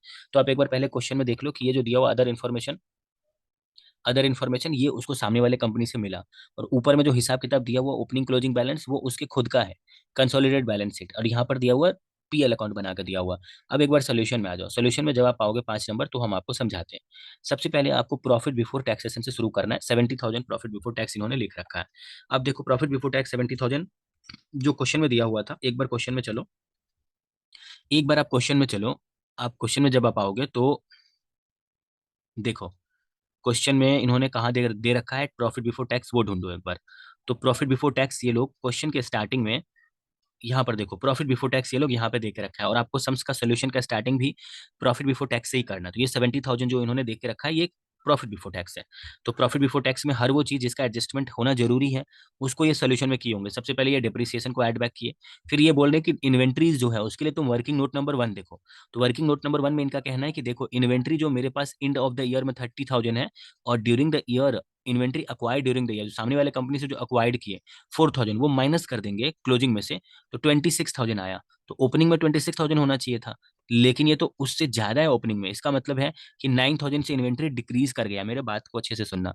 आप इन्वेंट्री के, या तो आप ऐसे समझ लो कि ओपनिंग में और क्लोजिंग में, यानी ओपनिंग में 35,000 था, और सामने वाले कंपनी से और कितना मिल गया वो मुझे बताओ। ओपनिंग में कितना था? ओपनिंग में आपको, आपके पास 35,000 का इन्वेंट्री था, और सामने वाले से आपको 30,000 का इन्वेंट्री और मिल गया, तो 39,000 का इन्वेंट्री होना चाहिए था। जबकि क्लोजिंग में सिर्फ 30,000 का ही इन्वेंट्री है, यानी 9,000 का इन्वेंट्री आपने बेच दिया। तो ऐसे आप डिक्रीज निकाल सकते हो, और बेचा तो पैसा आया होगा, इस तरह से समझ लो। जैसे ट्रेड रिसीवेबल का आप निकालोगे, तो आप बोलोगे मेरे पास जो है वो ओपनिंग में था 50,000 का, और नया नया जो सामने वाले कंपनी से ट्रेड रिसीवेबल मिला वो 8,000, तो टोटल 58,000 क्लोजिंग में होना चाहिए था। जबकि क्लोजिंग में 54,000 ही है, यानी 58,000 और 54,000 का जो डिफरेंस है, वो 4,000 आपको पैसा मिल गया होगा, ट्रेड रिसीवेबल पैसा दे दिया होगा। आप ऐसे समझो, या नहीं तो जैसे इंस्टीट्यूट बोला वैसे समझो कि क्लोजिंग में 58,000 का था, तो उसमें से 8,000 माइनस कर दोगे, तो आपका ओपनिंग में 46,000 होना चाहिए था, जबकि ओपनिंग में 50,000 था। तो इतना घट कैसे गया? इसका मतलब 4,000 का पैसा आपको मिल गया होगा। ये decrease in trade receivable add हो जाएगा। उसके बाद आप ऐसे दिखा सकते हो यहाँ पे ट्रेड पेबल, कि ओपनिंग में क्लोजिंग में ट्रेड पेबल इतना है, और सामने वाले कंपनी जिसको अक्वायर की उससे ट्रेड पेबल इतना मिला, तो माइनस करके ओपनिंग में इतना होना चाहिए था, जबकि ओपनिंग में 60,000 था। तो ये घटा कैसे भाई? तो पे कर दिया होगा, तभी घट गया। तो 24,000 का पेमेंट हो चुका है, 24,000 का पेमेंट हो चुका है, ये माइनस में जाएगा। अब आप आ जाइए सोल्यूशन में, जहां पर हम आपको सोल्यूशन समझाते हैं। तो अभी मैंने आपको वर्किंग नोट नंबर 1 समझाया इन्वेंट्री के लिए, ट्रेड रिसीवेबल के लिए और ट्रेड पेबल के लिए भी समझाया। अब जब यहाँ पर interest paid to be included in the financial activity, आपको क्वेश्चन में इंटरेस्ट पेड दिख रहा होगा क्वेश्चन में, उसको ऐड बैक कर देंगे ठीक करने के लिए। और अब टैक्स का हिसाब किताब आपको खुद से करना पड़ेगा कि टैक्स, देखो टैक्स के बारे में मैं आपको दिखाता हूँ। यहाँ पर टैक्सेशन में 11,000 प्लस 15,000 माइनस 12,000 किया है। तो आप एक बार क्वेश्चन में आ जाओ। जब आप क्वेश्चन में आओगे तो आप ये देखोगे कि टैक्स के बारे में आपको क्वेश्चन में कहाँ कहाँ क्या क्या बोला हुआ है। तो इन्होंने इनकम टैक्स पेबल में 11,000 और 12,000 बोला है। तो सबसे पहले आप इनकम टैक्स पेबल का लेजर बनाओ, जिसका ओपनिंग बैलेंस आप लिखोगे by balance BD 11,000 and credit closing balance लिखोगे टू बैलेंस सीडी 12,000, क्योंकि ये पेबल है और ये लायबिलिटी है, इसलिए इसका जो बैलेंस होगा वो क्रेडिट बैलेंस होगा। इसलिए बाय बैलेंस बीडी लिखोगे opening balance, and to balance CD लिखोगे क्लोजिंग बैलेंस, जो डेबिट साइड में लिखोगे। अब यहाँ पर आपको और क्या दिया टैक्स से रिलेटेड, कि टैक्स आपने आपका जो 15,000 का टैक्स है ये आपने दिखाया हुआ पीएल में। तो जो पीएल में दिखाया हुआ वो आप क्रेडिट साइड में दिखाओगे टैक्स का, टैक्स के लेजर में। यहाँ पर देखो मैं आपको दिखाता हूँ, 5 नंबर का सोल्यूशन में आ जाओ। यहाँ पर ये लोग क्या दिखाया है, ये जो 11,000 और 12,000 है, इस 15,000 को इसमें ऐड किया क्योंकि ये क्लोजिंग बैलेंस है, और इस दोनों को ऐड करके इसमें ओपनिंग वाले को माइनस कर दो, जो बच गया ना इतना टैक्स पेड कर दिए होंगे, इसलिए इसको नेगेटिव में दिखाया। आप ऐसे समझो कि क्लोजिंग बैलेंस 11,000 में आपने जो करंट ईयर पीएल में ट्रांसफर किया 15,000, वो दोनों दिखा दो। तो टोटल इतना रहा होगा, जबकि ओपनिंग में 12,000 ही था। इसका मतलब आप 14,000 का पे कर दिए, जिस वजह से आपका हिसाब मैच कर रहा है कि 11,000 at the end of the year है, और 15,000 आपने करंट ईयर में जो है वो आपने टैक्स टैक्स का अमाउंट पीएल में ट्रांसफर किया। तो 11,000 और 15,000 26,000 होता है, ठीक है। जबकि ओपनिंग में तो आपका 12,000 का ही ड्यू था, इसका मतलब आपने 14,000 का पे कर दिया होगा, जिस वजह से टोटल में इतना हो रहा है। तो आप एक काम करो, 14,000 यहाँ पर लिख दो, इस सब का टोटल जो है वो ऑपरेटिंग एक्टिविटी हो जाएगा। फिर इन्वेस्टिंग एक्टिविटी के लिए आपको देखना पड़ेगा कि cash paid to acquire the subsidiary, subsidiary को अक्वायर करने के लिए आपने कितना कैश पे किया। तो देखो एक बार के लिए जो है ना आप आप आ जाओ इसमें, क्वेश्चन में आ जाओ। आपको सोल्यूशन में दिखा 74,000 माइनस 2,000 किया हुआ है ये लोग, ठीक है। तो एक बार जब क्वेश्चन में आओगे तो देखो आपको यहाँ पर बोलो क्वेश्चन में क्या बोला हुआ है। क्वेश्चन में बोला हुआ है कि देखो सामने वाले कंपनी से आपको 2,000 का कैश मिल गया। मैंने आपको बोला ही था कि नेट करके आपको सोचना है कि 74,000 कैश आपने उसको दिया और आप उस कंपनी का खुद ही मालिक बन गए। तो उस कंपनी के पास जो 2,000 पहले से था वो तो आपको रिटर्न मिल गया ना, क्योंकि आप ही तो उस कंपनी का मालिक हो गए। तो एक्चुअली में आप 74,000 माइनस 2,000 ही दिया। आप एक बार सोल्यूशन में आओ, मैं आपको दिखाता हूँ। एक बार सोल्यूशन में आओ, यहाँ पर देखो। तो 74,000 माइनस 2,000 यानी 72,000 ही आप एक्चुअली में दिए सब्सिडी को खरीदने के लिए। सिर्फ उसी को आप नेगेटिव में दिखा सकते हो, यही है इन्वेस्टिंग एक्टिविटी। एंड जब आप फाइनेंशियल एक्टिविटी दिखाओगे तो आप बोलोगे इंटरेस्ट पेड जो है हमारा वो फाइनेंशियल एक्टिविटी में वो नेगेटिव में जाता है। इसमें ओपनिंग कैश जोड़ोगे, क्लोजिंग खुद ही आ जाएगा। और इंटरेस्ट का अमाउंट खुद ही क्वेश्चन में 4,000 उन्होंने दे रखा था कि इंटरेस्ट गलती से आ चुका है, ये आपको मैंने क्वेश्चन में दिखाया था। ये देखो इंटरेस्ट का अमाउंट 4,000 इन्होंने दिखाया था। ये इंटरेस्ट जो है ये चला जाएगा उधर, क्या बोलते हैं, ये आपका चला जाएगा, ये इंटरेस्ट का अमाउंट चला जाएगा आपका फाइनेंशियल एक्टिविटी में, जो आपने सबसे लास्ट में लिखा हुआ है। तो मेरे ख्याल से आप समझ रहे हैं। जो अभी एक बार हम आपको क्वेश्चन नंबर 5 का जो सोल्यूशन है वो एक बार फिर से रिवाइज कराते हैं। तो देखो यहाँ पर आपको दिखा कि हाँ भैया हर वो चीज जो गलती से लेस या ऐड हो गया था उसको ठीक किए, ठीक है। तो आपने डेप्रिसिएशन को ऐड बैक किया, फिर यहाँ पर inventory, trade receivable, trade payable, financial activity में आपने यहाँ पर इंटरेस्ट 4,000 को यहाँ पर ऐड बैक किया। आप चाहो तो डेप्रिसिएशन के साथ साथ इंटरेस्ट को ऐड बैक कर सकते हो, और फिर करंट करंट एसेट्स या लायबिलिटी के चेंजेस को अलग से एक साथ दिखा सकते हो, ठीक है। आप ऐसा भी कर सकते हो। तो डेप्रिसिएशन के जस्ट नीचे में यहाँ पर आप जो इंटरेस्ट को ये लोग दिखाए ना वो भी आप एड बैक एक साथ कर सकते हो, and current assets current liability के चेंजेस को अलग से उसके बाद दिखा सकते हो, ठीक है। ये लोग मिक्स करके दिखाया है। कहने का मतलब है कि एड बैक हर वो चीज होगा जो ऑपरेटिंग नेचर का नहीं है, और या नहीं तो वो कैश के इनफ्लो आउटफ्लो से रिलेटेड नहीं है। तो यहाँ पर क्वेश्चन नंबर 5 में देखो कि यहाँ पर इन्होंने इनका जो डिप्रिसिएशन है ये एड बैक होगा, क्योंकि ये नॉन कैश है। ऑपरेटिंग एक्सपेंस होगा मतलब लेस होगा, कोई दिक्कत नहीं। और ये इंटरेस्ट कॉस्ट ऐड बैक होगा, क्योंकि ये फाइनेंशियल एक्टिविटी का पोर्शन है, ये ऑपरेटिंग एक्टिविटी में नहीं आएगा। चलो अब जो क्वेश्चन नंबर 6 है वो समझते हैं। क्वेश्चन नंबर 6 एक बार नीचे आ जाओ। आपको बोल रहा है ड्यूरिंग द ईयर 2019-20 यहाँ पे क्या बोल रहा है, Akola limited have paid various taxes and reproduces the below mention record. बोल रहा है ये बहुत सारे टैक्सेस को पे किया, और आपको लास्ट में बताना है कि क्या ये ऑपरेटिंग एक्टिविटी से, क्या ये इन्वेस्टिंग एक्टिविटी से, और क्या ये फाइनेंसिंग एक्टिविटी से। तो देखो कैपिटल गेन टैक्स पे किया, कैपिटल गेन टैक्स पेड किया 20 करोड़ का on sale of office premises at a single consideration of 100 crore. तो जब देखो जब वो ऑफिस प्रीमाइसेस को बेचा है, ठीक है, तो उसके पास जो पैसा आया, तो ऑफिस प्रीमाइसेस को बेचा, तो यही काम उसका करने का नहीं था, वो कोई और काम कर रहा होगा, और ऑफिस का कोई प्रीमाइस या ऑफिस का कोई मशीनरी या फर्नीचर उसका पुराना हो गया और वो बेच करके पैसा कमाया। ठीक है, तो यहाँ पर जो वो पैसा कमाया 100 करोड़ का, ये वो ऑफिस में इन्वेस्ट किया था तभी वो कमाया, तो 100 करोड़ इन्वेस्टिंग एक्टिविटी में जाएगा। लेकिन उस पर जो उसको टैक्स भरना पड़ गया कैपिटल गेन का 20 करोड़ का, वो इन्वेस्टिंग एक्टिविटी में देखो मैं आपको एक बार सोल्यूशन के साथ बताता हूँ। 6 का जो पार्ट 1 है उसमें आ जाओ। तो यहाँ पर इंस्टीट्यूट किस तरह से सजाया है वो मैं आपको बताने की कोशिश कर रहा हूँ। इन्वेस्टिंग एक्टिविटी में 100 करोड़ को दे दिया, और क्योंकि वो इन्वेस्टिंग एक्टिविटी में है तो उसका जो टैक्स का अमाउंट है, जनरली मैंने आपको अभी तक वीडियो में बताया कि टैक्स दिखते ही आपको ऑपरेटिंग एक्टिविटी कर देना है। लेकिन अगर वो ऑफिस प्रीमाइसेस आप बेच रहे हो, तो वो ऑफिस में पैसा इन्वेस्ट किया था, एसेट्स का मतलब ही होता है इन्वेस्टमेंट, तो वो इन्वेस्टिंग एक्टिविटी में आएगा, जिस वजह से उस पर जो टैक्स कैपिटल गेन का टैक्स पे करना पड़ रहा है वो भी इन्वेस्टिंग एक्टिविटी में ही जाएगा।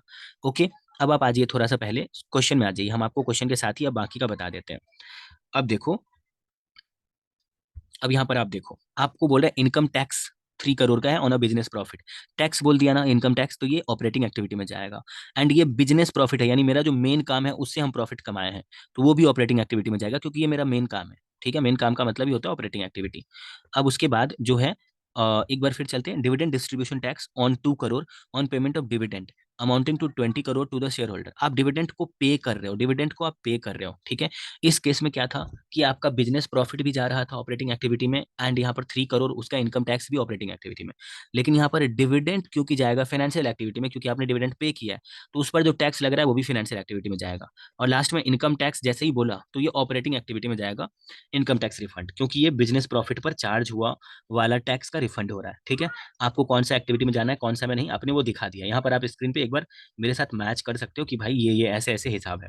ठीक है, ऑपरेटिंग में ये दोनों गया, फिर ये फाइनेंसिंग में गया, एंड फिर ये ऑपरेटिंग में लास्ट में गया। और लास्ट में आप दिखा देना कि ऑपरेटिंग का टोटल एडलेस का हिसाब इतना है, इन्वेस्टिंग का इतना है, और फाइनेंसिंग का इतना है, सबका टोटल इतना आ गया। ये आप लास्ट में बता सकते हो।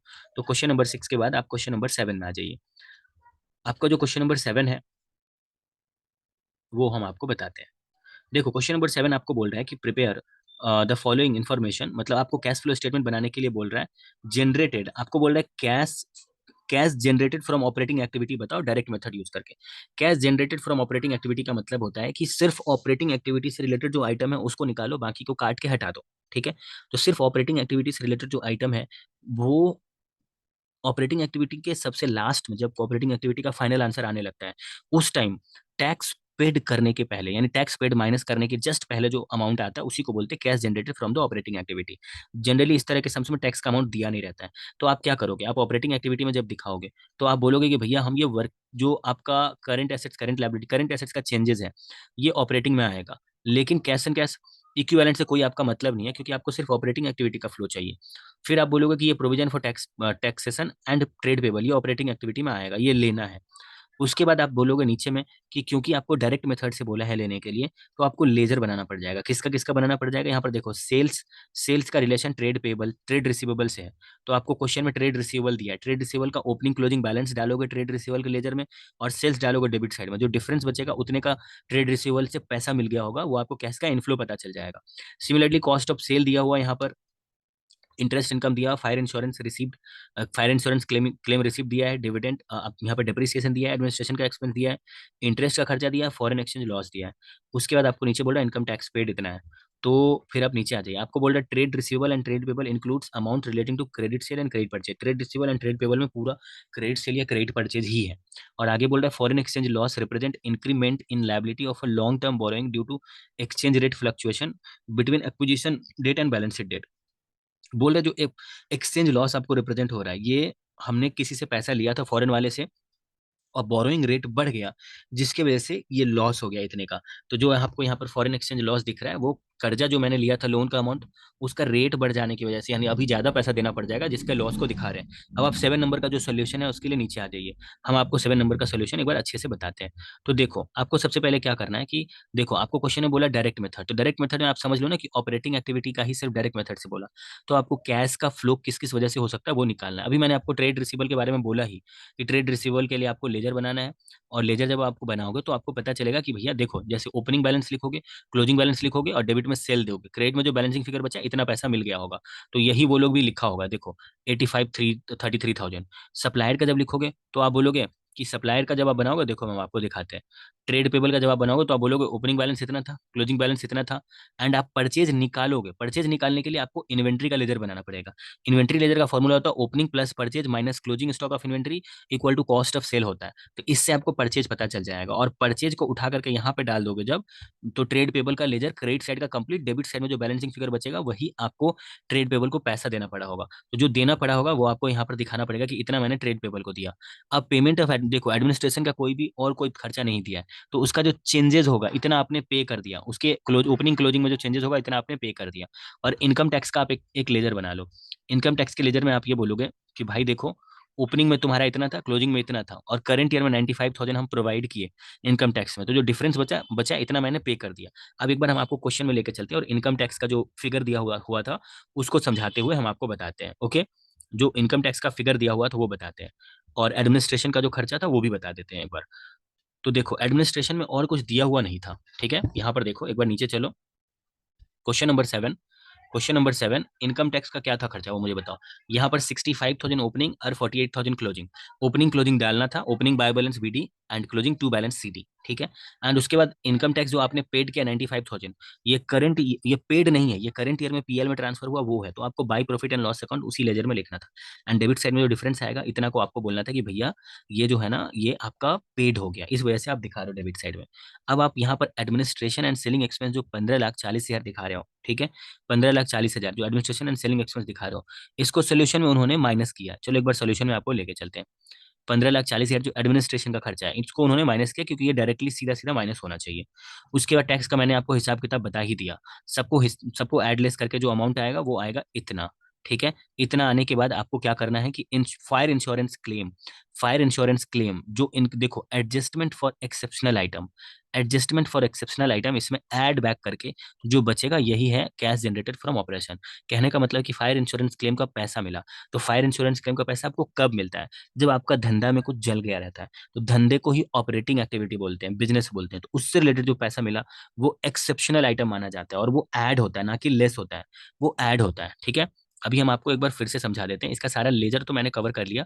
अभी हम आपको एक बार फिर से इसके क्वेश्चन को समझाते हैं कि क्वेश्चन में उन्होंने क्या बोला था, जस्ट एक बार हम आपको और क्लियर कर देते हैं। क्वेश्चन में उन्होंने ऊपर कुछ नहीं बोला, यहाँ पे ट्रेड इन्वेंट्री को आप जो है परचेज निकालने में काउंट कर लिए, परचेज निकालने में ट्रेड रिसीवल का आपने लेजर बना लिया, कैश एंड कैश इक्विवेलेंट कहीं नहीं आएगा, ट्रेड पेबल का आपने क्या किया कि लेजर बना लिया, जिससे आपको पता चला कि कितना पे कर दिया, प्रोविजन फॉर टैक्स का आपने लेजर बना लिया, सेल को आपने ट्रेड रिसीवल का लेजर में ले लिया, उसके बाद कॉस्ट ऑफ सेल को आपने इन्वेंट्री के परचेज कैलकुलेशन में ले लिया। उसके बाद इंटरेस्ट इनकम जो 20,000 का इंटरेस्ट इनकम है, और फायर इंश्योरेंस रिसीव्ड है। तो सबसे पहले देखो, जो फायर इंश्योरेंस रिसीव्ड है 1,10,000, ये आपको क्या करना है कि ये आपने लास्ट में क्या किया कि ऐड किया, मतलब 1,10,000 को एक बार सोल्यूशन में आ जाओ जहां पर इन्होंने 1,10,000 को ऐड किया था, तो 1,10,000 इन्होंने फायर इंश्योरेंस प्रीमियम बोल करके ऐड बैक किया। ओके, यहाँ पर उन्होंने ऐड बैक किया, और तो कुछ यहाँ पर हिसाब किताब नहीं है, और तो कुछ हिसाब किताब नहीं है, और इनका सारा ही कुछ सही है। अब देखो, क्वेश्चन में आपने एक चीज गौर किया होगा कि आप एक आइटम को बहुत इग्नोर कर रहे हो। कौन सा आइटम है? इंटरेस्ट। क्योंकि आप डायरेक्ट मेथड से सम सॉल्व कर रहे हो, आप तो कोई इनडायरेक्ट मेथड से कर नहीं रहे हो कि आप नेट प्रॉफिट से शुरू करोगे और हर वो चीज जो माइनस हो चुका उसको ऐड बैक करोगे जो नहीं होना चाहिए था माइनस। तो आप इंटरेस्ट इनकम को ऐड बैक करते, आप तो नेट प्रॉफिट से सम्स का सोल्यूशन शुरू नहीं किया, आप तो डायरेक्ट मेथड से कर रहे हो। डायरेक्ट मेथड में से कि हर डायरेक्ट मेथड में हर आइटम का कैश फ्लो को निकाला जाता है कि हर आइटम के पीछे क्या कैश फ्लो है। तो यहाँ पर इंटरेस्ट इनकम आप नेट प्रॉफिट से शुरू नहीं किए कि आप इसको ऐड बैक करोगे, तो आप इसको इग्नोर कर दोगे, क्योंकि ये इंटरेस्ट इनकम, अगर इंटरेस्ट पे हो रहा है, अच्छा यहाँ पर इनकम हो रहा है, मिल रहा है, तो ये इन्वेस्टिंग एक्टिविटी का पार्ट है, और अभी आप सम्स ऑपरेटिंग एक्टिविटी में सॉल्व कर रहे हो, तो आपको कोई भी मतलब नहीं है इंटरेस्ट के अमाउंट से, इग्नोर करो। ये वाला जो फायर इंश्योरेंस प्रीमियम रिसीव्ड है, ये ऑपरेटिंग एक्टिविटी का पार्ट है। क्यों है? ये जस्ट मैंने आपको बताया, क्योंकि ये बिजनेस में कहीं आग वाग लग जाने की वजह से मिला है, और ये बिजनेस का मतलब ही ऑपरेशन होता है, ऑपरेटिंग होता है, ऑपरेटिंग से रिलेटेड पैसा मिला है, ठीक है। तो आपको उसके बाद क्या करना है, देखो उसके बाद किसको किसको कंसीडर करना है। डेप्रिसिएशन को आपको इग्नोर ही करना है, डायरेक्ट मेथड में डेप्रिसिएशन को इग्नोर करो, इनडायरेक्ट मेथड में डेप्रिसिएशन को ऐड बैक कर दो नेट प्रॉफिट में। एडमिनिस्ट्रेशन का खर्चा ये सच्चा खर्चा है, ये ट्रू एक्सपेंस है, तो ये आपको माइनस में दिखाना पड़ेगा ऑपरेटिंग एक्टिविटी में, हर एक आइटम को लेकर चलो। इंटरेस्ट का खर्चा फाइनेंसिंग एक्टिविटी में जाएगा, यहाँ इग्नोर करो। फिर फॉरेन एक्सचेंज लॉस, मैंने आपको बोला ना, इसको आपको एडजस्ट करके दिखाना पड़ेगा, आपने इसको एडजस्ट किया है, ठीक है। तो आप इसको आपको इसके मतलब आपको इसे एडजस्ट करना पड़ेगा। उसके बाद net profit before tax extra ordinary income, ये इतना आ चुका है एंड इनकम टैक्स को आपने कंसीडर किया ही। तो देखो आपका ऑलमोस्ट सोल्यूशन जो है फॉरेन एक्सचेंज लॉस, आपका ऑलमोस्ट सोल्यूशन जो है वो कंप्लीट हो चुका है 7 नंबर तक। एक बार आप स्क्रीन पे देख लो जो मैंने आपको बताया जो मैंने आपको बताया वो इतना ही दूर में आपका कवर हो चुका है। ओके, इसके अलावा और कुछ नहीं है। आपको जो वहाँ पर फॉरेन एक्सचेंज लॉस जो है ना वो ऑपरेटिंग एक्टिविटी में नहीं आता है, ठीक है, तो आपको उसको कहीं इधर नहीं दिखाना है। फॉरेन एक्सचेंज लॉस को पैसा फाइनेंस करने की वजह से हुआ है तो वो फाइनेंशियल एक्टिविटी में जाएगा। ठीक है, अब आप अभी आप आज जो सबसे लास्ट वाला जो क्वेश्चन है ना वो बताते हैं आपको। सबसे लास्ट जो क्वेश्चन नंबर 8 है वो न्यू न्यू ऐड हुआ है, इसी साल नया नया ऐड हुआ है। नया ऐड हुआ है तो इसमें क्या बोल रहा है कि क्लासिफाई करो फॉलोइंग एक्टिविटी को, अगर ये फाइनेंशियल इंस्टीट्यूशन है तब क्या होगा और अगर फाइनेंशियल इंस्टीट्यूशन नहीं है तब क्या होगा। तो अब आप देखो अच्छे से सुनो, अगर इंटरेस्ट रिसीव्ड पेड वेड बोल रहा है तो फाइनेंशियल इंस्टीट्यूशन के लिए ये ऑपरेटिंग एक्टिविटी होता है, जबकि नॉन फाइनेंशियल इंस्टीट्यूशन के लिए इंटरेस्ट मिल रहा है तो इन्वेस्टिंग एक्टिविटी, और इंटरेस्ट पे कर रहा है तो वो फाइनेंसिंग एक्टिविटी है। ओके, आगे interest and dividend received on investment in subsidiary associate and other entities, ठीक है, अगर इन उसके सब्सिडरी से ही खुद उसको इंटरेस्ट मिल रहा है इन्वेस्टमेंट के तौर पे, तो चाहे वो फाइनेंशियल हो या नॉन फाइनेंशियल हो, दोनों को ही इन्वेस्टमेंट एक्टिविटी मानना पड़ेगा क्योंकि दोनों ने पैसा इन्वेस्ट किया। उसके बाद आगे बढ़ते हैं, dividend paid on the preference share and equity share excluding the tax amount and preference share, dividend आपको ये फाइनेंसिंग एक्टिविटी में चला जाएगा दोनों ही में। उसके बाद financial charges paid by the Lesi और अंडर द फाइनेंस लीज के अकॉर्डिंग, देखो फाइनेंशियल चार्जेस पे किया है लेसी ने। चलो एक बार हम ना इसका सॉल्यूशन से आपको समझाते हैं, सबसे लास्ट में आ जाओ, आपको प्रेजेंटेशन पता चलेगा कि कैसे आपको प्रेजेंट करके आंसर लिखना है। तो यहाँ पर देखो जो डिविडेंड पे किया है ये मैंने आपको बोला ना फाइनेंशियल एक्टिविटी, इसके पहले वाले दोनों को मैंने इन्वेस्टिंग एक्टिविटी बोला था, फिर ये इसके लिए ऑपरेटिंग, इसके लिए फाइनेंसिंग, इसके लिए ऑपरेटिंग, इसके लिए फाइनेंसिंग, मैंने आपको पहले ही बताया। उसके बाद फिनेंस चार्जेस बोला ना, फिनेंस वर्ड मेंशन किया ना तो इसलिए दोनों के लिए फाइनेंस हो जाएगा। Payment toward the reduction of outstanding, finance word बोल दिया ना, तो जैसे ही फाइनेंस वर्ड बोला ना आपको दोनों के लिए फाइनेंसिंग कर देना है, फाइनेंसिंग हो जाएगा दोनों के लिए। उसके बाद आप आ जाइए, इंटरेस्ट पेड कर रहा है to the vendor for acquiring fix assets, अगर फिक्स एसेट्स ये लोग खरीद रहा है और उसके लिए इंटरेस्ट वेंडर को पे कर रहा है क्योंकि ये लोग बाद में पेमेंट करेगा उसका प्रिंसिपल अमाउंट, अभी इंटरेस्ट पे कर रहा है। तो fix asset for acquiring fix assets under deferred payment basis. अब मेरा बात सुनो, यहाँ पर फिक्स एसेट अक्वायर कर रहा है तो इन्वेस्टमेंट एक्टिविटी में नहीं डाल सकते क्योंकि सामने वाला जो इसको सामान बेचा है, ये very very very important point है, ये 7 नंबर वेरी इंपॉर्टेंट पॉइंट है। जो कि सामने वाला इसको एसेट्स बेचा है ना वो फाइनेंस पे बेचा है। फाइनेंस का मतलब होता है ईएमआई के तौर पे समझ लो, या वो लोन के तौर पे इसको सामान बेचा है और वो धीरे धीरे पैसा ये चुकाएगा। तो ये अभी पैसा इन्वेस्ट नहीं कर रहा है, सामने वाले से फाइनेंस करवा रहा है कि तुम मेरे को एसेट्स दे दो, हम तुमको धीरे धीरे पैसा दे देंगे। तो ये फाइनेंशियल एक्टिविटी में जाएगा क्योंकि एक तरह का ईएमआई पे वो सामान ले रहा है। आगे बोल रहा है कि ऊपर में तो वो इंटरेस्ट पे कर दिया, अभी वो प्रिंसिपल पे कर रहा है, तो जब वो इंटरेस्ट पे किया तब वो फाइनेंशियल एक्टिविटी में जाएगा, लेकिन जैसे ही वो प्रिंसिपल अमाउंट पे करेगा वो इन्वेस्टिंग एक्टिविटी माना जाएगा क्योंकि प्रिंसिपल पे कर देने के बाद वो एसेट्स का मालिक वो खुद हो जाएगा। तो एसेट्स का जब तक वो मालिक नहीं हुआ है तब तक जो इंटरेस्ट पे करना पड़ रहा है इसका मतलब वो फाइनेंसिंग एक्टिविटी है, सामने वाले उसको फाइनेंस किया है। लेकिन जैसे ही वो एसेट्स का प्रिंसिपल पे कर देगा और एसेट्स का एक्चुअल मालिक वो खुद बन जाएगा, मालिक बन जाने के बाद वो एसेट्स में पैसा इन्वेस्ट किया है ये मान लिया जाएगा, तब वो इन्वेस्टिंग एक्टिविटी में चला जाएगा। उसके बाद penal interest receive from customer जैसे ही बोला तो दोनों के लिए ऑपरेटिंग एक्टिविटी हो जाएगा। सप्लायर जैसे ही बोला दोनों के लिए ऑपरेटिंग एक्टिविटी हो जाएगा। टैक्स जैसे ही बोला दोनों के लिए ऑपरेटिंग एक्टिविटी हो जाएगा, टैक्स रिफंड हो या टैक्स पेमेंट हो। इसी के साथ आपका जो ये इंडिया 7 है वो खत्म होता है। अगर आपको फिर भी कोई डाउट हो तो आप हम लोगों से कांटेक्ट करके पूछ सकते हो डिस्क्रिप्शन में गिवन व्हाट्सएप नंबर पे। हम लोग सभी चैप्टर का इंपॉर्टेंट क्वेश्चन भी प्रोवाइड करते हैं, सभी सब्जेक्ट का, सीए फाउंडेशन, सीए इंटरमीडिएट और सीए फाइनल का। अगर आपको किसी भी सब्जेक्ट का जरूरत हो तो वो गारंटीड मैचिंग वाला होता है कि इतना परसेंट मैचिंग गारंटी है, मिनिमम 60% के मैच होने का गारंटी है। अगर आपको वो चाहिए तो आप उसके लिए कॉन्टैक्ट हम लोगों को कर सकते हो डिस्क्रिप्शन में गिवन व्हाट्सएप नंबर पे। अच्छे से करो, सारे क्वेश्चन को करो, फिर भी कोई डाउट हो तो आप व्हाट्सएप नंबर पे मेरे को कॉन्टैक्ट कर लेना एंड हम आपके डाउट को अच्छे से सॉल्व करेंगे। ओके, चलो, all the best for your preparation.